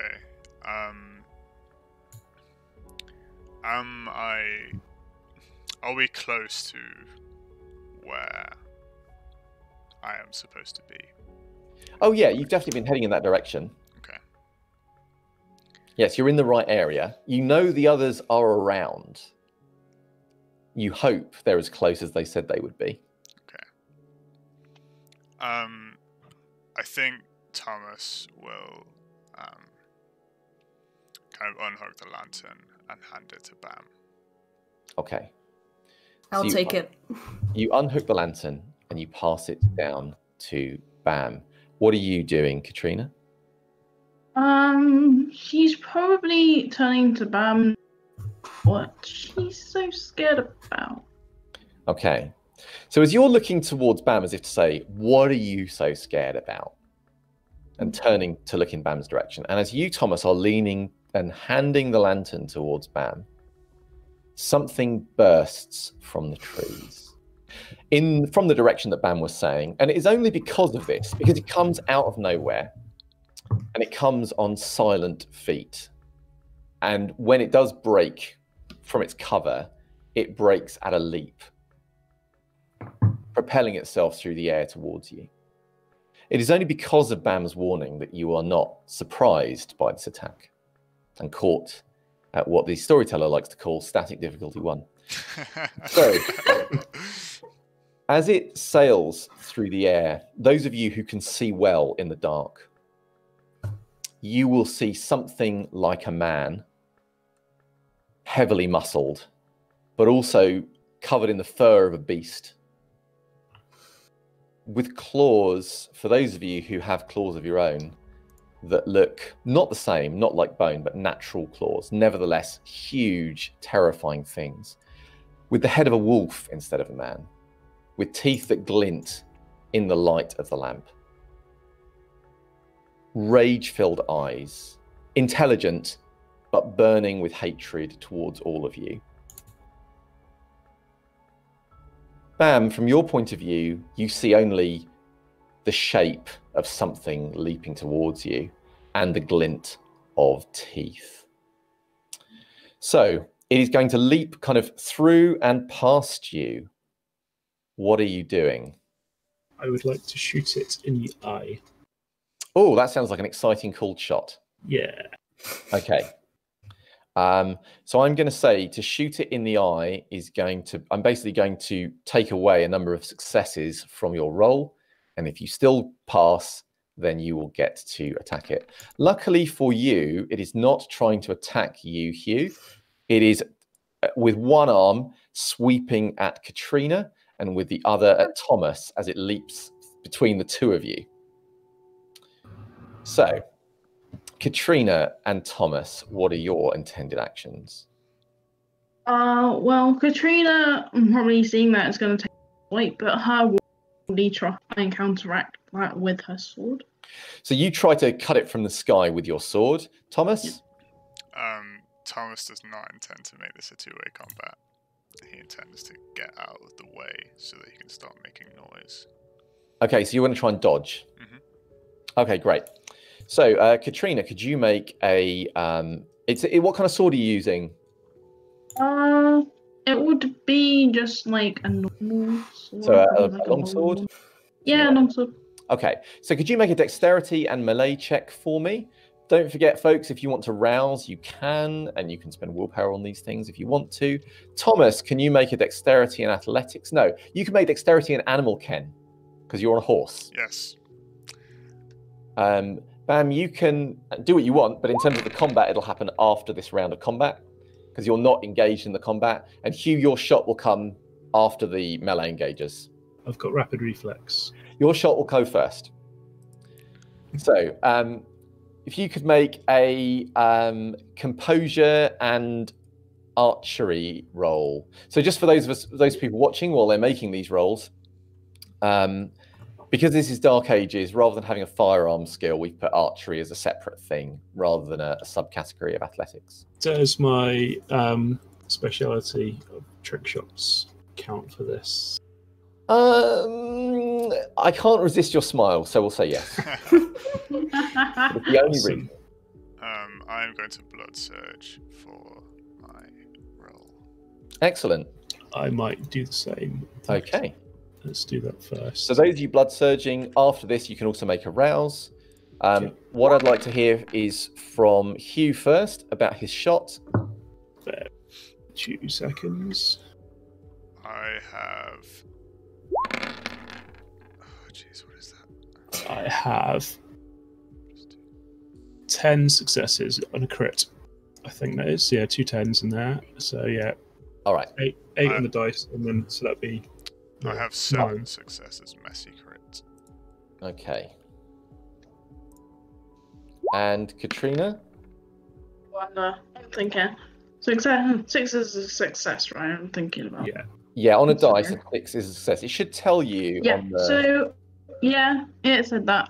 3, 4. 6, 4 successes. Because you got the hunger dice as well there. Yeah, 4 successes. Okay. So in the first round, the following things happen. As it is sailing in the air towards you, an arrow buries itself in its eye, in its left eye, and essentially buries itself deep into the back of its skull. Remarkably, this does not kill it. But what it does do, until such time as that arrow is removed or anything else happens, is blinds it in one eye, which is going to give it a negative penalty. It also causes it a great deal of pain at the same time. Perhaps it's because of this, as its head snaps back, that in both cases, Thomas, you gracefully maneuver your horse and twist your body so the claws sail, whistling through the air where you were a moment ago. And Katrina, your sword will score a line in its side as you go. However, it feels to you like you have struck a wall rather than a fleshy being with your blade. So whilst it does score its flesh, it is the barest line of that you cut into it. And it sails past you all to land on the other side of you. It is already whirling with supernatural speed to face you, and it looks, and it roars, howls, I should say, in outrage, and the quiver in its eye kind of twitches as it throws its head back as well. There is, for those of you who can see well in the dark, there is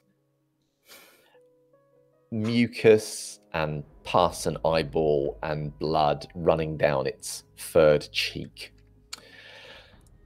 Bam, what did you want to do whilst all this was happening? He's out of my reach at the moment, right? I will like to try to use feral whispers to summon a nightly predator to come and help us out and attack him. You begin calling for animal assistance. This will obviously take a little bit of time, but make your roll now and tell me what you get. So Bam is calling on anything, anything at all.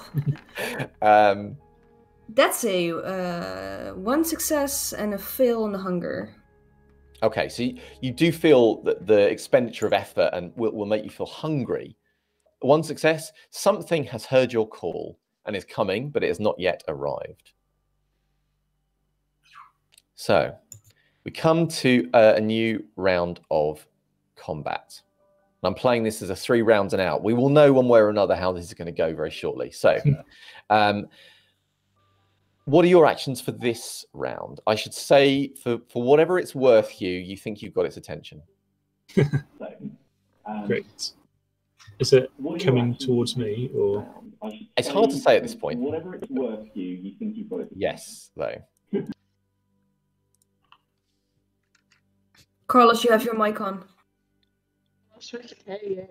I turned him down. It's okay. All right. Thank you. Yes. I will shoot it again. I think I'll just go for a normal. You're shot. going to hold your ground and shoot it again. Yeah, and make sure I'm in between it and Bam. Okay. So with supernatural speed, you reach for an arrow, load it, and begin to fire. It also, with supernatural speed, springs for you. So your attacks are going to happen simultaneously this time. Ready. It is solely focusing its attention on you now. Great. Because you have just blinded it in the eye. You have, however, given it a crippling injury, so it is not as diced up as it was before. Bam. There is something, however, because it's quite close to the light now. You still have your sense of it as a thing of rage, and that rage has only escalated as it's been hurt. And perhaps it's your imagination, but it seems to you that somehow it has become bigger than it was before.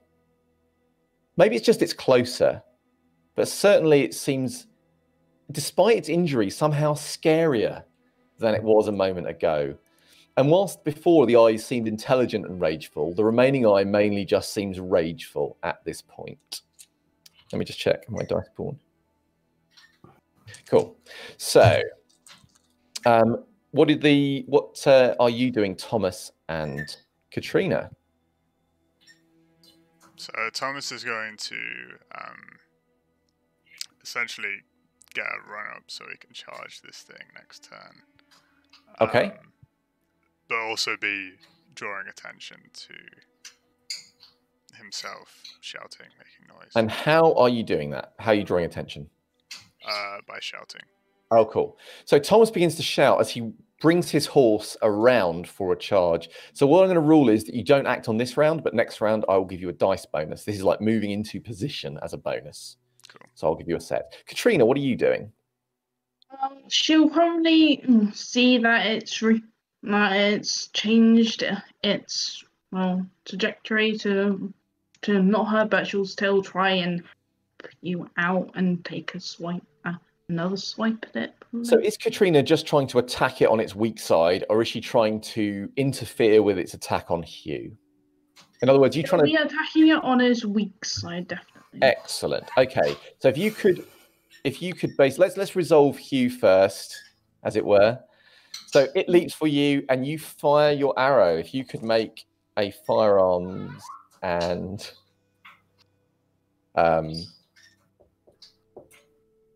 composure. Yes, and composure. Yeah.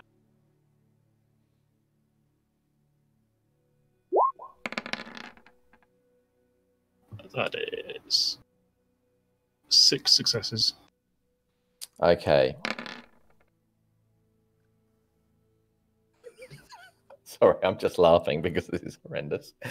So essentially it leaps at you and it plunges its claws into you and lifts you bodily off the ground. Your arrow does fire off at some point. You think maybe you hit it, you're not sure. Because actually you're not thinking about anything else but the pain lancing through your undead flesh. So you are going to take 10 points of superficial damage. It is not halved. Okay. Time to panic. It is currently lifting Hugh as if he were a rag doll above its head. Both sets of its claws are running through his body. Those of you with good night eyesight will see the tips of them poking out from his back as he is lifted from the ground. So Hugh, what does that take you to? I have 2 points left before I'm dead. So you're 2 points off torpor and potentially a couple more of final death. You are also now physically impaired because obviously you have been shish kebabbed. And you were in a great deal of pain at the moment. All right, Katrina, would you like to resolve your attack? As you're looking forward to attack, by the way, you know that scratch you gave it in the previous round? Yep. It's not there anymore. So make your attack roll.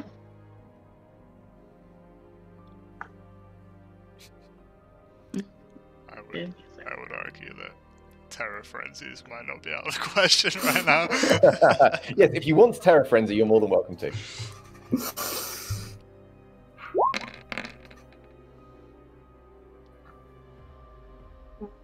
Well, there is a crit win there. Excellent. With Three total. three successes. So 3 successes, critical win. This time, it is distracted by Hugh. It is not trying to fight you or resist. So you will indeed stick your blade in. It feels, again, like trying to drive it into something more solid than flesh. But nevertheless, Katrina persists. She's dealt with armor and also stubborn people before. And you begin kind of like hammering your blade into its side. It barely seems to notice, but you are pretty sure you're doing it a significant injury. How about, oh, bam, yes. At this point, an owl, a night owl, will swoop down from the trees to look at you. That's much better. What are you saying to it? You know it is here at your command, and it will heed. It's not a mindless servant, but it will at least listen to your instruction. I will ask him very politely, can you help us out? Okay. Can you make a manipulation and animal ken roll for me? Your specialty does apply. Okay. How the fuck do you add specialty again? It'll ask you, when you make the roll, it'll ask you if you want to add right. dice. And just add your one there. Manipulation. 1.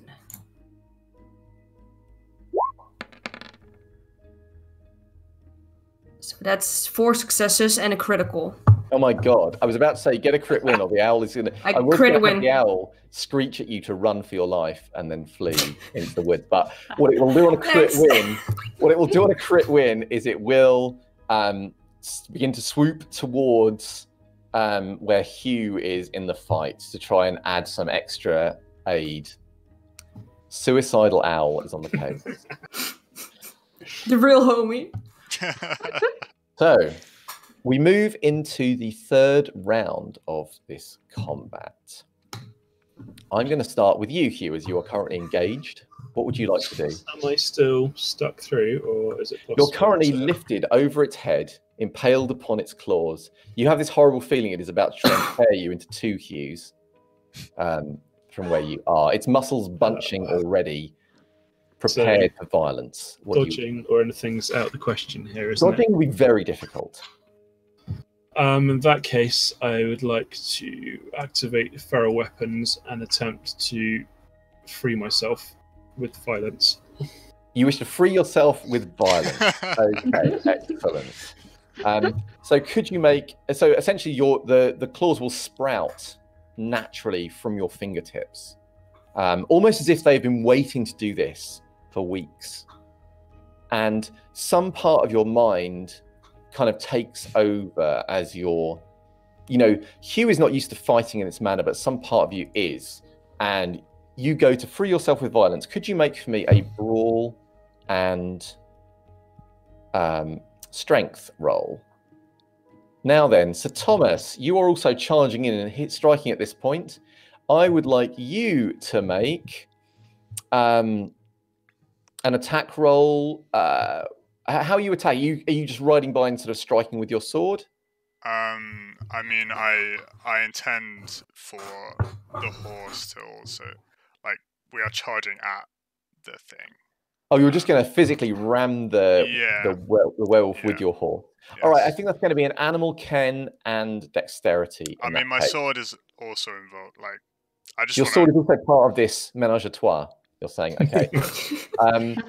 In that case, let us say that we will just make a melee roll with dexterity, but I'm going to give you, for your positioning and the fact you're on a horse and you're charging, an additional 3 dice to your attack. Does feral weapons give me anything on this roll? It's just damage. Not on the actual roll, no. Yeah. But to damage, it will give you +3, and you will not, and it won't be halved.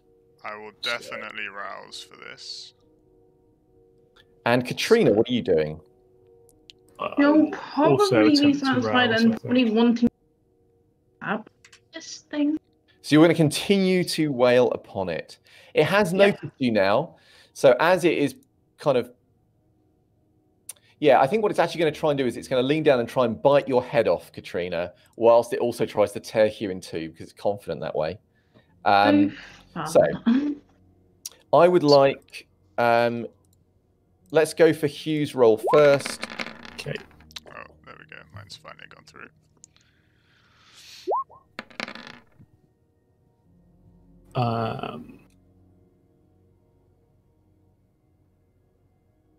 I have 3 successes.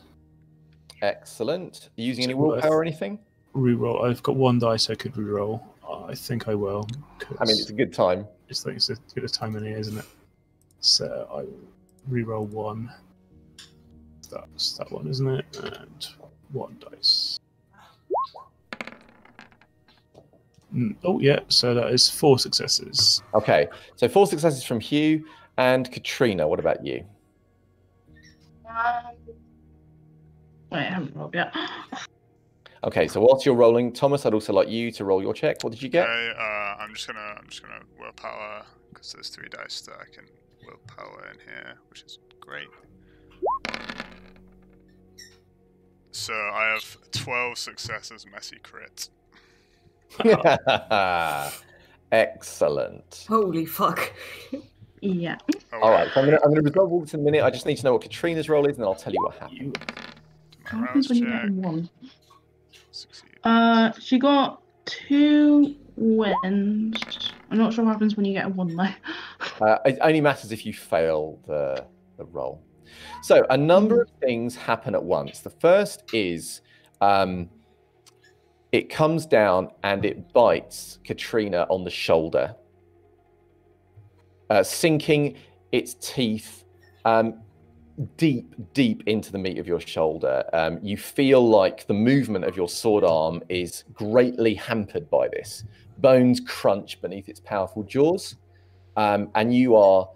It basically, once it gets its teeth on you, it shakes its head for a moment and then just kind of flings you sideways. You take 12 superficial damage, not halved. As it is turning its attention to Hugh, a number of things happen at once. An owl swoops in, distracting it, causing it to kind of snap upwards to try and catch it with its teeth. But it's not an actual attack. It's just trying to kind of do it as a reflex action. As that happens, Sir Thomas rides by, and his blade flashes into this creature, powered by his sword arm, but also the thundering hooves of his horse, which remarkably is not running in terror. Let's all just take a moment to appreciate the horse as this happens. And in that moment, as the blade's striking it, as it is distracted, as it is looking up, Thomas, your claws plunge into its upturned face. And the claws in your right hand puncture its other eyeball and drive deep up to the knuckles into its eye socket. Thomas, as you bring your horse to a kind of, as you're slowing it down and wheeling around, you are able to appreciate the view as the werewolf very slowly realizes it is dead. And muscles that were actually, now that you can see it, seem ludicrously kind of bulging and pumped, begin to rapidly deflate and diminish. Fur begins to draw back into its scalp. And it just kind of crumples upon itself with Hugh falling down on top of it. If there's any blood in it that's edible, I would like to eat it now. Yes, you begin to feast. One thing, however, whilst lots of other people have been distracted in the combat, Bam, you alone, by the light of the lamp, have seen the expression on Sir Thomas's face. And that normal, calm visage in that moment was not there. Just in the moment of the attack, you see a snarling, angry, bloodthirsty face, one that will haunt what kind of dreams you manage to have in the years to come. Nevertheless, in the moment you look again, he is himself calm and composed, the very soul of a knight. But a moment before, he was something else, something dark and terrifying and monstrous. Noted. And yes, Thomas, that does mean you're getting a stain. Can I Because you were serving shield the that beast. stain with my conviction of the world needs leaders? Ooh. Okay, here's the thing. Bam does admire him.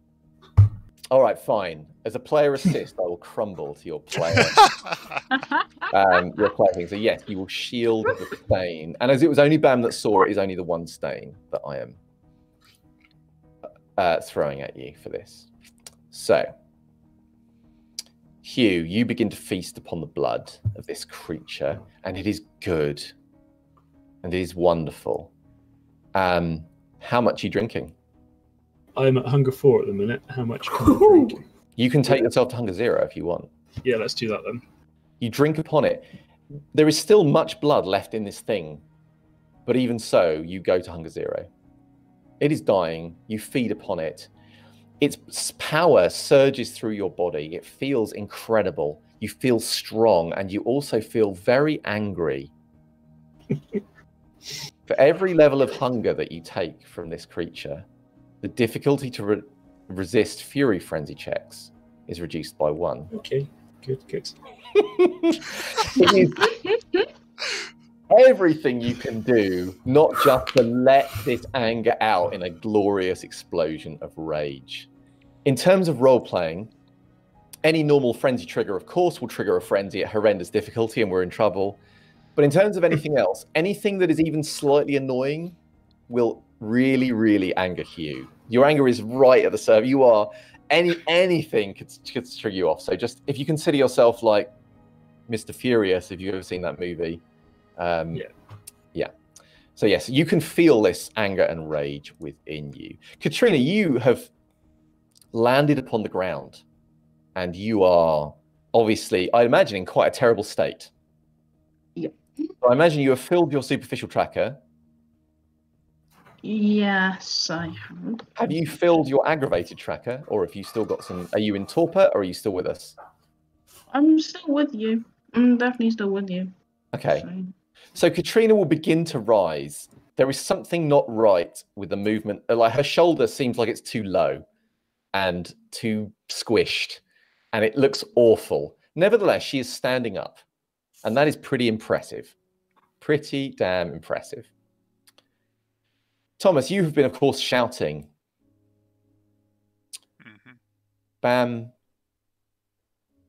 The things that were on the periphery of your senses are no longer on the periphery of your senses.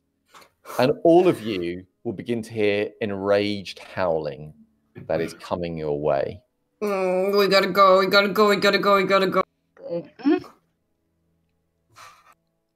So Bam says that. What are you doing, the rest of you? I would like to rouse and heal. Certainly. I can't heal aggravated yet. You cannot heal aggravated, I'm afraid, until you are asleep. Just be superficial.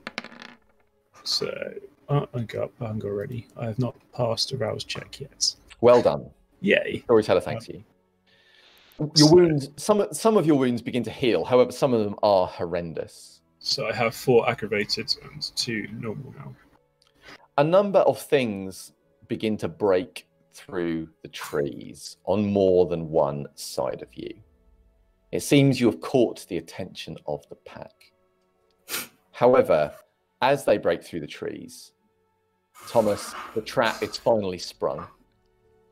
And you see a number of other shapes also moving supernaturally fast, some coming seemingly from the night itself, as if they'd always been there, but a moment ago you'd swear they weren't there.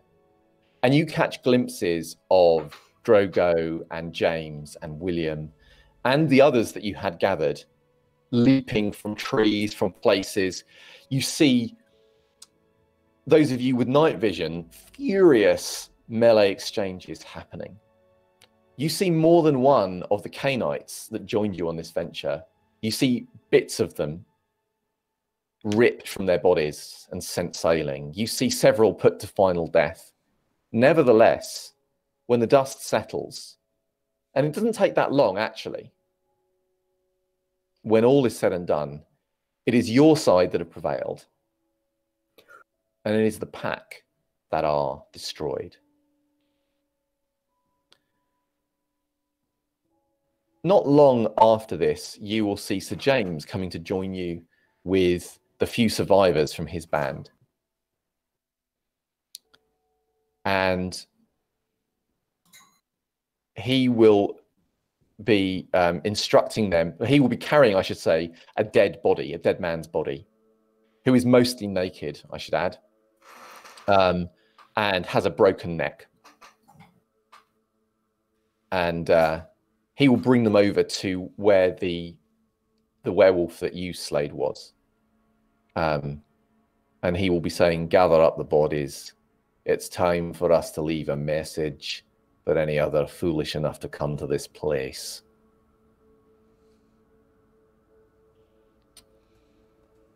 Gradually, the groups are coming kind of in. However, Thomas, it will strike you that Sir Drogo is not among them. Are you doing anything? Can I activate premonition? To see Yes, if I you can. get a glimpse? Yeah, make me a quick premonition roll, please. Oh, You what reach is... out your senses for Drogo. Are the other three of you doing anything whilst werewolf corpses are being gathered? Peter will probably do a rouse check to try and finish up this. Yes, absolutely. Go ahead. He will find his bow. Yes, you find your bow. It is quite a way away from where you thought it would be, but you track it down. Weirdly, now this monstrous being, this thing that was terrifyingly strong, now just looks like an ordinary man. Looks like nothing special to you even. You've seen many men dead on a field in the past, and actually this looks just like that. There is nothing remarkable about him now. It's kind of hard to imagine, actually, what he was moments before. I got 5 successes. Okay. Yeah, you have a sense. You have a sense of Drogo somewhere lost. You feel a need to go to him. Your heart, what's left of it anyway, feels a pang of despair for your friend.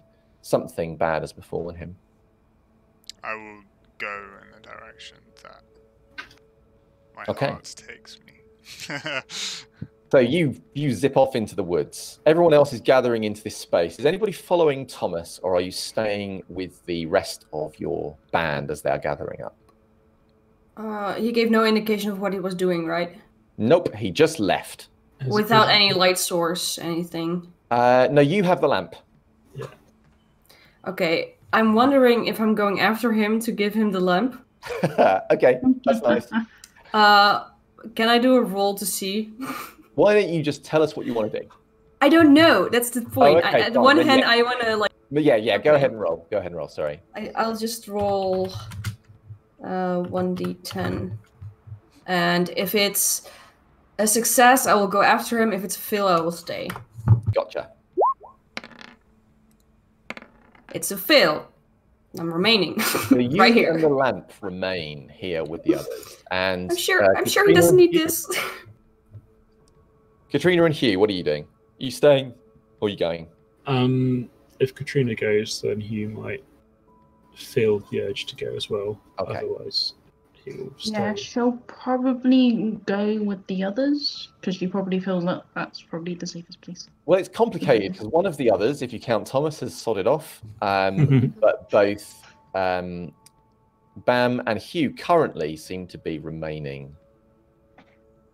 She'll probably go with Thomas because she knows that's Okay. probably like the safest place to So, be. what happens is this. Thomas goes off. Bam's like, I think I'm going to stay. I'm not sure. What shall I do? Hugh's like, I think I'll stay. Katrina's like, I better go follow Thomas. And then when Katrina follows Thomas, Hugh's like, I should probably go with Katrina. And then what does Bam do? Yeah, but as soon as Hugh is going, Bam is going after. So, like a series of sheep, you follow one another. So, Thomas, I'm going to come to you first because you're moving slightly faster on the horse and you know where you're going, and the others will kind of catch up with this. So you find Drogo. A lot of his armor has been ripped from his body, and he has some fairly awful injuries on his person. As you're approaching, you will see some of those injuries beginning to seal and close up. What you will also see is he does not look himself at all. He looks wild-eyed. And although his teeth never retract, you will see that he's baring them more than normal, just in sort of a habitual way, and looking, his eyes darting around to the slightest sound. He does not seem to have lost himself to the beast. Okay. You know what that's like. But he does seem like someone who is on the edge of something. Bam, although you haven't arrived yet, I'm going to allow your senses to stay in play.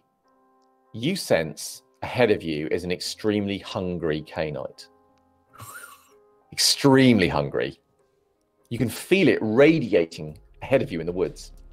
I'll mention it to you that there's a Cainite who's really fucking thirsty, like more thirsty than I've ever been before in my life, in my undead life, which isn't a lot, but like, you know, just to know that they know that it's shit is getting down. Okay.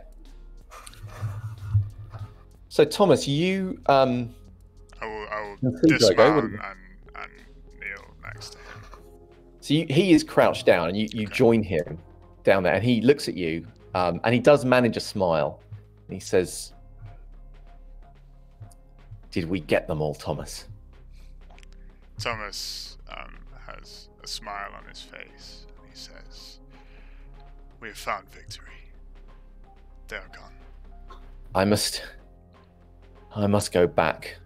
We must solidify this moment in the eyes of those that will follow and join us in the future. I cannot let them see me like this, Thomas. No. You must help me.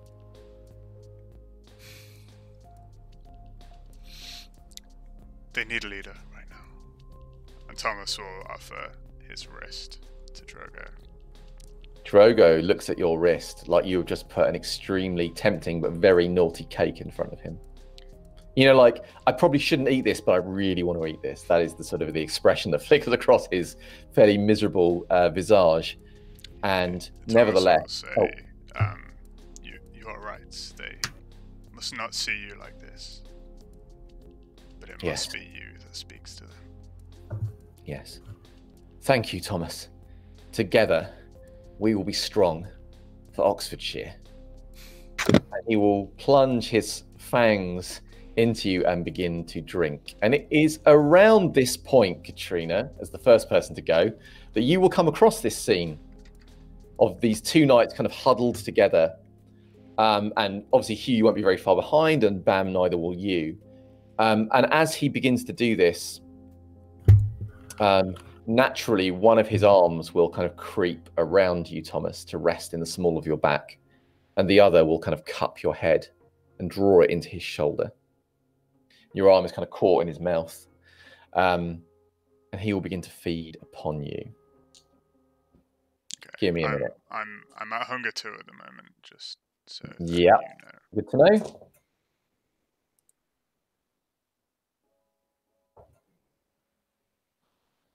Wow. So, you feel him shake against your body, Thomas. And for a moment, you begin to fear he is not going to stop drinking. Moreover, you begin to fear that maybe he has lost himself somewhere in the feeding. But as the hunger becomes unbearable for you, he does not stop. What are you doing? You can feel your own hunger rising urgently. He is holding you close, a bit like a lover, but a bit like a vice. He's very strong. He's drinking from you.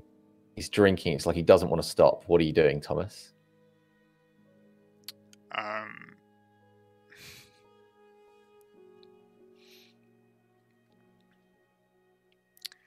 I will just say as kind of calmly as I can.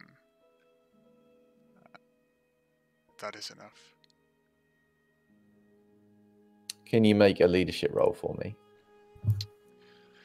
With composure? Yes, I think with composure, because not losing yourself at this moment, going, stop, is really important. It sounds like a command. So, yeah, we'll say composure and leadership. I will not rouse for this. Interesting. So that is 3 successes, and I will willpower. 4 successes. Okay. So the 3 of you who've come to watch this point will see it. When you first arrive, it seems like a strangely intimate thing you're kind of intruding upon. And there's a bit where it's kind of hard to tell, is this just a kind of a moment between 2 friends? Is this a moment between lovers? Is it a moment between, one person consoling another in some moment of something? But you're there at the moment when clearly maybe Drogo should have stopped. But you hear Thomas's voice, and at that, Drogo does stop. And Thomas, you are aware, because even in your state of now at Hunger 5, your sense is such, you're aware you're being observed. You're not sure if Drogo is aware, because he says, still holding you close, but not that quietly. He says, "Thank you, Thomas. I and Oxfordshire will not forget that you were strong when I could not be." And he will stand up. I'd like to very quickly get a hand on each of Katrina and Bam's shoulders and push them to the knees, and I'll go down with them. So we're all kneeling. Okay. Time Drogo notices us. So he'll turn and see you there. And there is a moment of pause, perhaps where he wonders how long you've been there or whatever, but he quickly approaches and says, and you'll feel his hand on your arm, Hugh, and then he'll say, "Please stand. You are my inferiors no longer. If you would have it so." And he'll then move to you, Katrina, and start to raise you to your feet, and then you, Bam. He says, "When we have returned, I would have us all become brothers. Just come, let us return home and celebrate our victory." Yay! And so it is that Sir Drogo will take all of you back to Barentin Manor. And over the coming nights, you will be given the opportunity to take the oath that the others have taken, which is, of course, to be true to your brothers, to let no false word pass between them, to fear God and his church, to serve not the beast, and bring no shame upon your blood, for the good of each other and the good of Oxfordshire. It's worth saying that also over the coming nights, Sir James will leave, shall we say, unpleasant reminders for any other lupines that venture too close. They are no longer welcome in these woods. And indeed, this is not the last time that those of Oxfordshire will ride out to take what is rightfully theirs.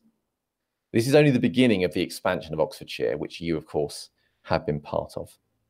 Nevertheless, there are certain things, questions I need to ask you as players before we can resolve this session. Some of which may require some dice rolls. So the first question is, do all of you decide, yes or no, to either A, swear the oath, and B, settle in Oxfordshire? So start with you, Katrina. She might. I feel that she might do. Okay.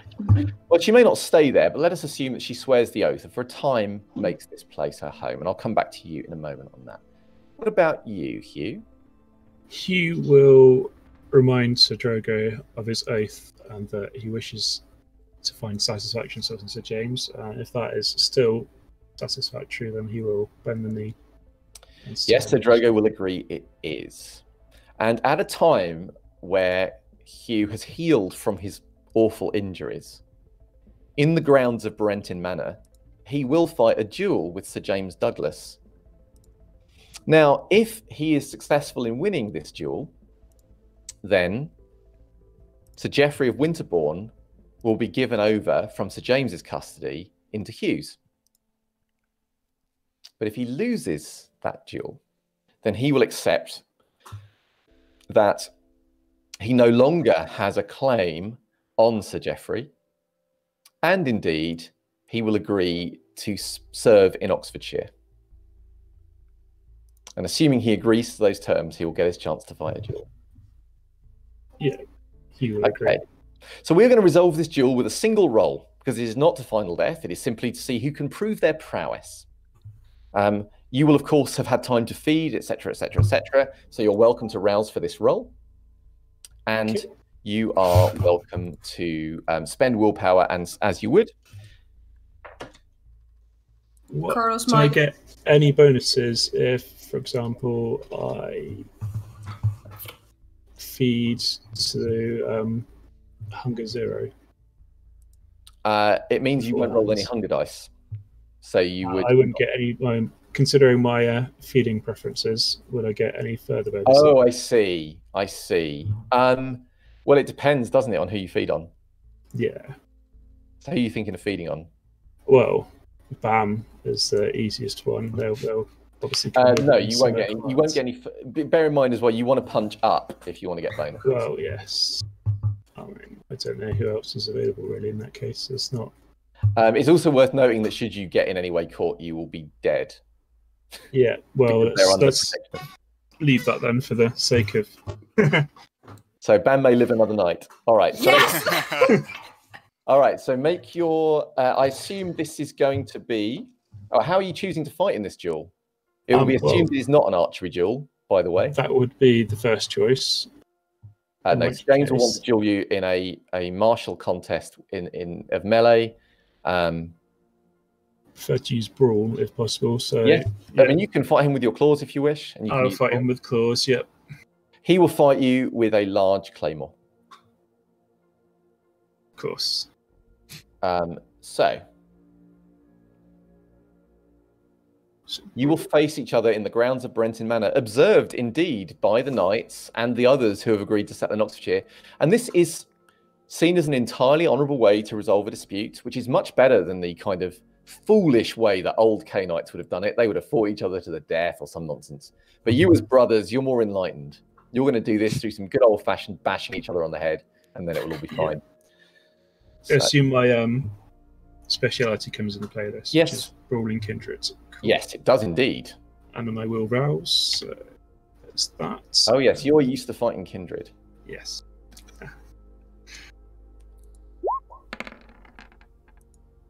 That's pathetic. Oh, I think dear. willpower in that. Poor Currently, Jeffrey could be in trouble. yeah, it could well be. That's 4 successes boy. at the minute, but I'm going to willpower.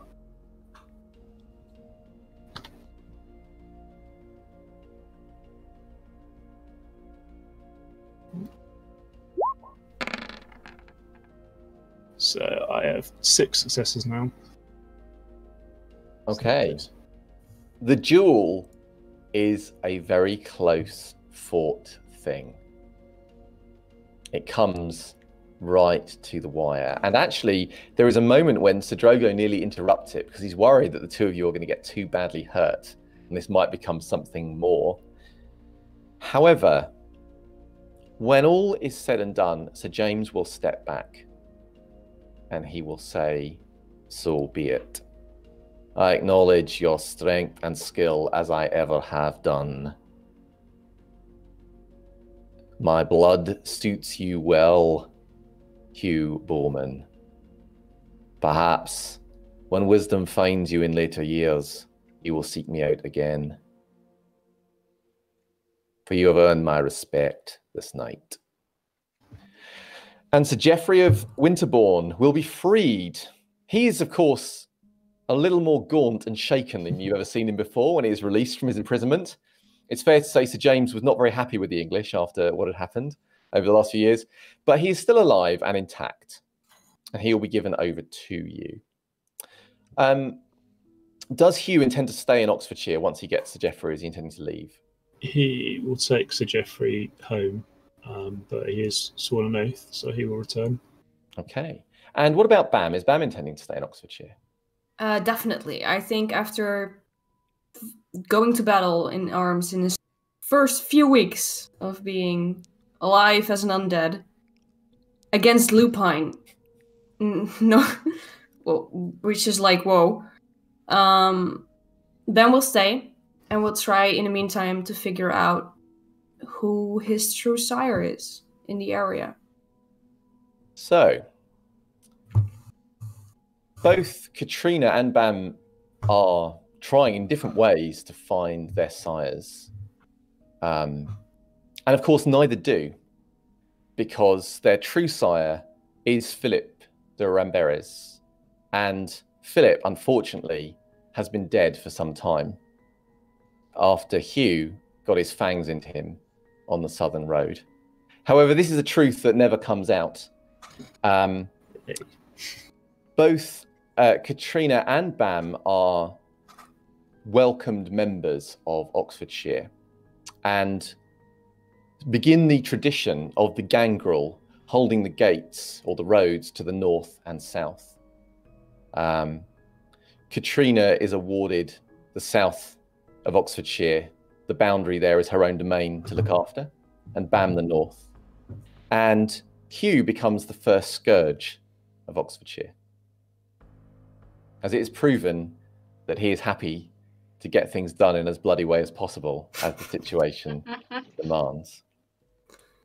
And that brings our 1452 Memoriam one-shot to a close, with Oxfordshire being successfully founded by this courageous group of Cainites.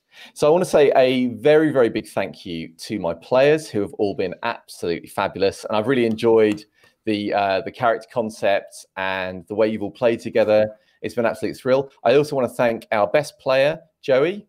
Good work. You're welcome back anytime. You're really helping us raise the bar.